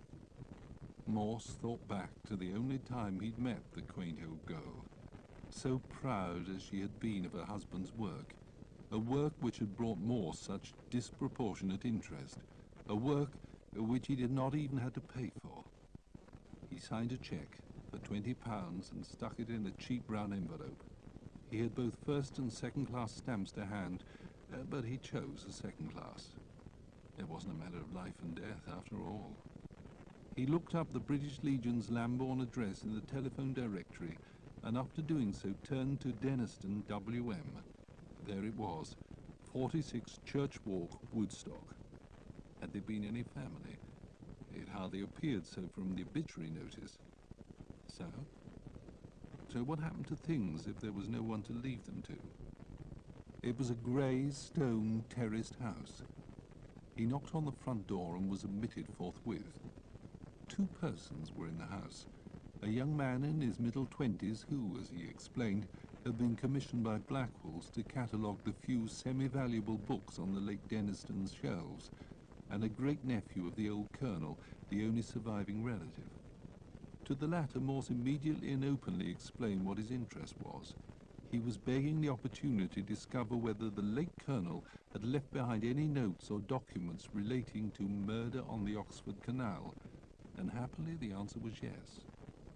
In the study was a pile of manuscript and typescript, and clipped to an early page of the manuscript was one short letter, a letter with no date, no sender's address, and no envelope.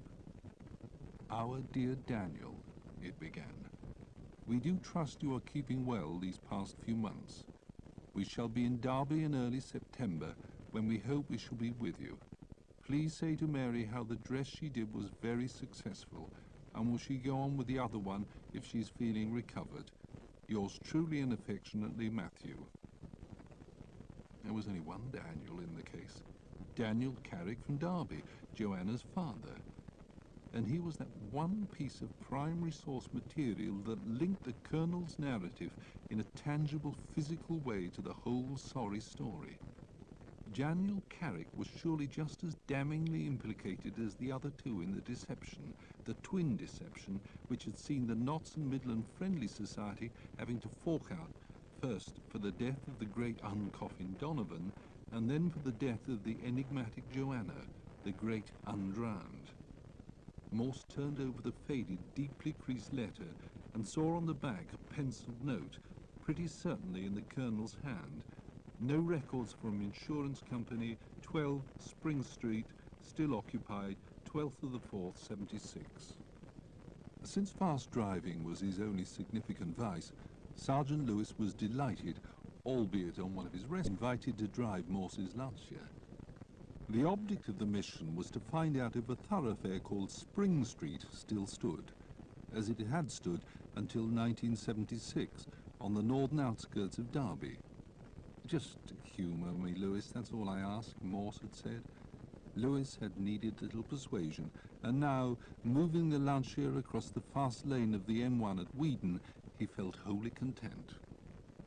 Spring Street proved difficult to locate, in spite of a city map purchased from a corner newsagent in the northern suburbs. Finally, however, the Lancia homed in on an area marked off by hoardings, announcing itself as the Derby Development Complex, with 2 enormously tall yellow cranes tracing and retracing their sweeping arcs above the demolition squads below. Lewis drew into the curb. Morse wound down his window and spoke to a brick-dusted, white-helmeted workman. "Have you flattened Spring Street yet?" "Won't be long, mate," the man replied, pointing towards the next but one block of terraced houses. Lewis was soon pulling the Lancia in behind a builder's skip a couple of streets away. The young coloured woman pushing a utility pram assured Morse that, yes, this was Spring Street, and the 2 men got out of the car. Built by the look of them in the early 1800s, many of the houses were now semi-derelict, and several boarded up completely. A few remained tenanted, for here and there smoke rose up into the grey air from the narrow yellow chimney pots, and white lace curtains still framed the windows yet unbroken. Morse walked slowly along, before stopping before a front door painted in what 50 years earlier had been Cambridge blue, and into which a number plaque 20 was screwed. The house was in a terraced group of 6. Walking further along, Morse came to a door of an abandoned property on which, Judging from the outlines, the figure 16 had once been fixed. Here Morse stopped and beckoned to Lewis. The eyes of both now travelled to the two adjacent houses boarded up against squatters or vandals. The first must, without question, have been number 14, and the second, number 12. The latter, the sorry-looking object of Morse's pilgrimage, stood on the corner, the sign Burton Road still fastened to its side wall, although no sign of Burton Road itself was any longer visible. Below the sign, a wooden gate hanging forlornly from one of its rusted hinges led to a small patch of backyard choked with litter and weeds. The single window frame had been completely torn away, leaving the inside of the mean little abode open to the elements. Morse poked his face over the blackened sill before turning away in disgust. In one corner of the erstwhile kitchen was what appeared to be a pile of excrement, and beside it half a loaf of white bread, its slices curled and mildew green. "Not a pretty sight, is it?" whispered Lewis, standing at Morse's shoulder.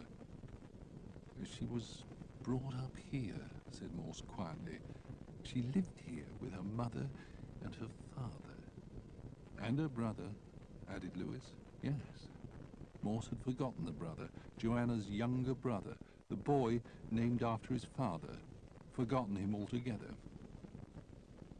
Morse left the small backyard and slowly walked round to the front again, where he stood in the middle of the deserted street and looked at the little terrace house in which Joanna Franks had probably spent, the first 20 or so years of her life.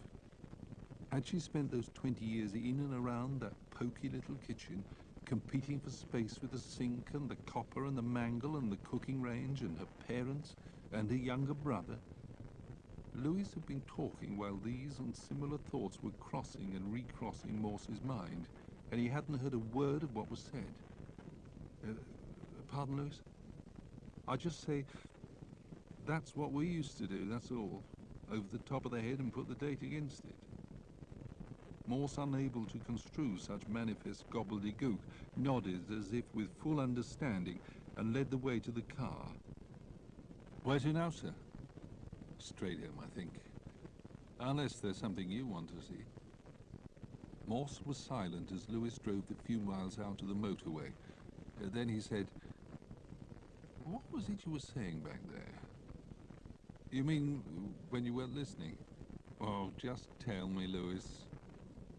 "It was just when we were children, that's all. We used to measure how tall we were getting. Mum always used to do it every birthday against the kitchen wall. I suppose that's what reminded me, really, looking in that kitchen.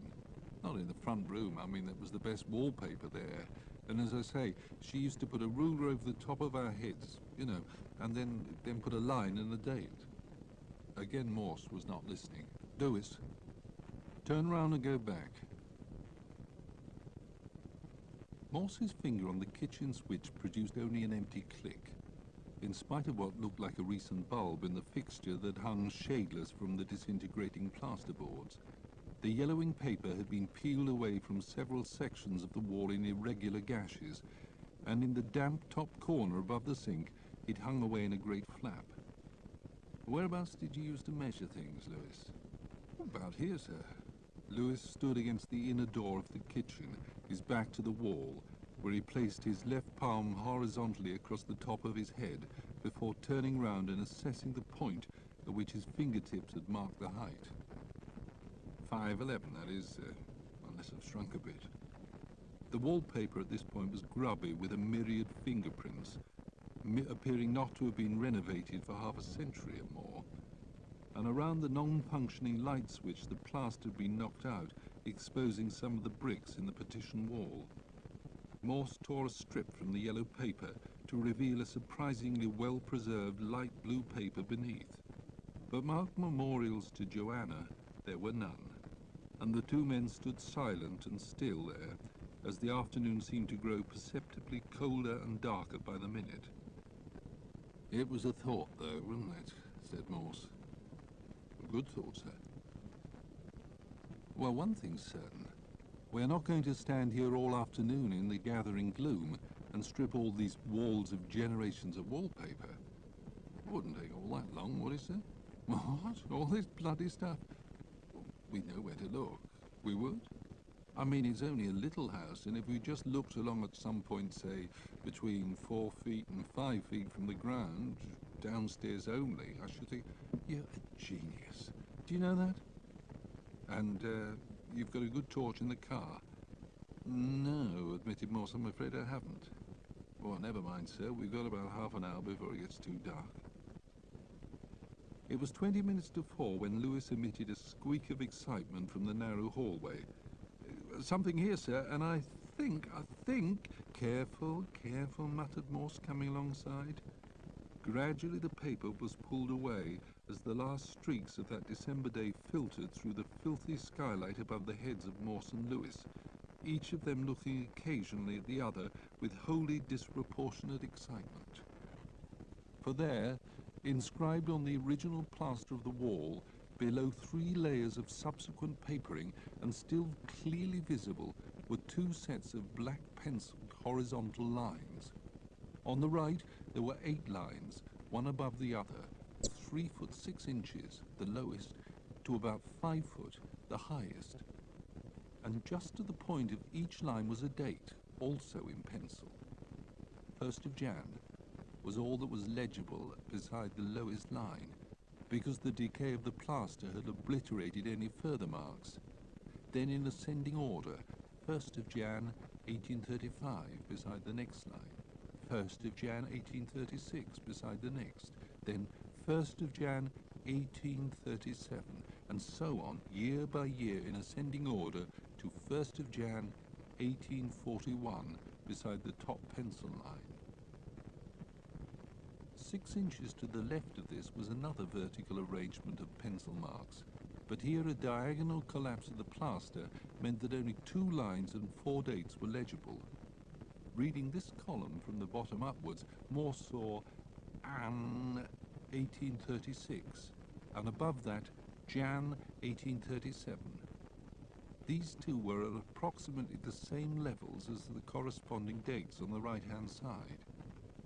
Continuing upwards on the left-hand side, there was a bit of a gap before a pencil line and 1st of Jan 1839, and above that came a line and 1st of Jan 1840/1841. Of these 2, the 1839 entry was a bit lower than the right-hand 1839, and the 1840/41 mark was several inches lower than the right-hand 1841 mark. For some moments Morse stood there in the darkened hallway and gazed upon the wall as if upon some holy relic. Get a torch, Lewis, and a tape measure. Where from? Oh, anywhere. Everybody's got a torch, man. Well, except you, sir. Tell them you're from the gas board and there's a leak in number 12. Well, the house isn't on gas. Get on with it, Lewis. When Lewis returned, Morse was still considering his wall marks, beaming as happily as a pool's punter surveying a winning line of score draws on the treble chance.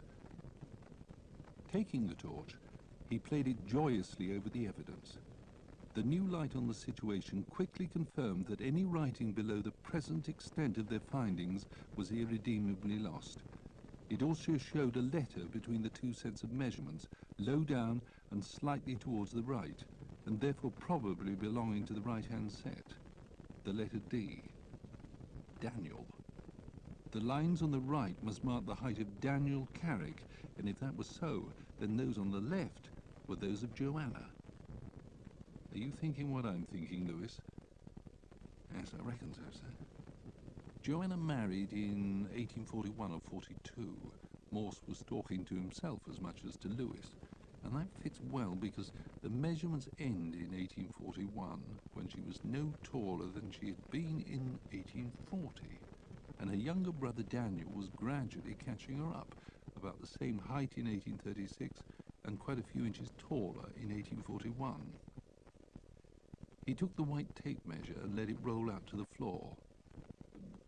Only 5 foot, this. Well, I don't think we're going to need a much longer one, sir. Lewis was right. As Morse held the 0 inches end of the tape to the top of Joanna's putative measurements, Lewis shone the torch on the other end as he knelt on the dirty red tiles. No, a longer tape measure was certainly not needed here, for the height measured only 4 foot 9 inches, and as Lewis knew, the woman who had been pulled out of Duke's Cut had been 5 foot 3 3/4 inches, almost 7 inches taller than Joanna had been after leaving Spring Street for her marriage. Was it possible, even wildly possible, that she had grown those 7 inches between the ages of 21 and 38? Lewis put his thoughts into words. I don't think, sir, that a woman could have... No, Lewis, nor do I. If not impossible, at the very least unprecedented, surely. So you were right, sir. Beyond any reasonable doubt? Yes, I think so. Beyond all doubt? Asked Lewis quietly. Well, there'll always be that 1% of doubt about most things, I suppose. You'd be happier, though, if... Morse nodded. If we'd found just that one little thing extra, yes. Like a J on the wall here, or... I don't know. There's nothing else to find, then, sir? No, I'm sure there isn't, said Morse. But only after hesitating for just a little while. What do we do now, sir? Morse's mind was far away. It was done a long time ago, Lewis, and done ill, he said slowly. Let's go home. On the morning of Friday, the 11th of January, he had resumed duties on New Year's Day. Morse caught the early Cathedral's express to Paddington. He was programmed to speak on inner city's crimes at 11 a.m. at the Hendon Symposium. He bought the Times and the Oxford Times at the bookstall, got a seat at the rear of the train, and had solved the Times crossword by Didcot, except for one clue. A quick look in his faithful Chambers dictionary would have settled the issue immediately, but he hadn't got it, and as ever he was vexed by his inability to put the finishing touch to anything. At Reading he turned to the Oxford Times crossword. The setter was Quixote, and Morse smiled to himself as he remembered Waggy Greenaway finally solving the same setter's Bradman's famous duck, 6 letters, and writing in Donald at 1 across. Nothing quite so amusing here, but a very nice puzzle. 12 minutes to complete? Well, not bad. Morse took a sheet of paper from his briefcase, first looking through the alphabetical list of those who would be attending the conference. Nobody he knew in the A to D range, then he scanned the E to F. Eagleston, Ellis, Emmett, Erskine, Farmer, Favant, Fielding, Tom Eagleston, yes, and Jack Farmer, yes, and Morse stopped and looked again at the middle of the 3 delegates in the Fs. The name was vaguely familiar, yet he couldn't remember where. And then he remembered. Yes, it was the name of the man who had been walking along the Oxford Canal at the time when Joanna Franks was murdered. When Joanna Franks was supposedly murdered, the man, perhaps, who had been traced to the Nag's Head, where he'd signed the register. A mystery man. Maybe not his real name at all, for the canal had been full of men who had used an alias. In fact, as Morse recollected, 2 of the crew of the Barbara Bray itself had done so. Alfred Musson, alias Alfred Brotherton, Walter Towns, alias Walter Thorold. It might well be of some deep psychological significance that criminals sometimes seem most unwilling to give up their original names, even if this involved a greater risk of future identification. Morse had known it quite often. It was as if a man's name were almost an intrinsic part of him, as if he could never shed it completely. Musson had kept his Christian name, hadn't he? So had Towns. Morse spent the rest of the journey looking idly, his brain tidying up a few scattered thoughts as the train drew into Paddington. Donald Bradman. Don Bradman. The name by which everybody recognized the greatest batsman ever born, and F.T. Donovan, the greatest man in the world, and... Ye gods. He remembered the man who had identified the body of Joanna Franks. The man who had been physically incapable, as it seemed, of raising his eyes to look into the faces of the prisoners. The man who had held his hands to his own face as he wept and turned his back on the men arraigned before the court. Why did he do these things? Morse. Because, yes, because the boatman might just have recognized him. For they had seen him, albeit fleetingly, in the dawn as he had made to get further on his way with all speed. Donald Favant, or Don Favant, as he would certainly have seen himself. Morse wrote out those letters, D-O-N-F-A-V-A-N-T,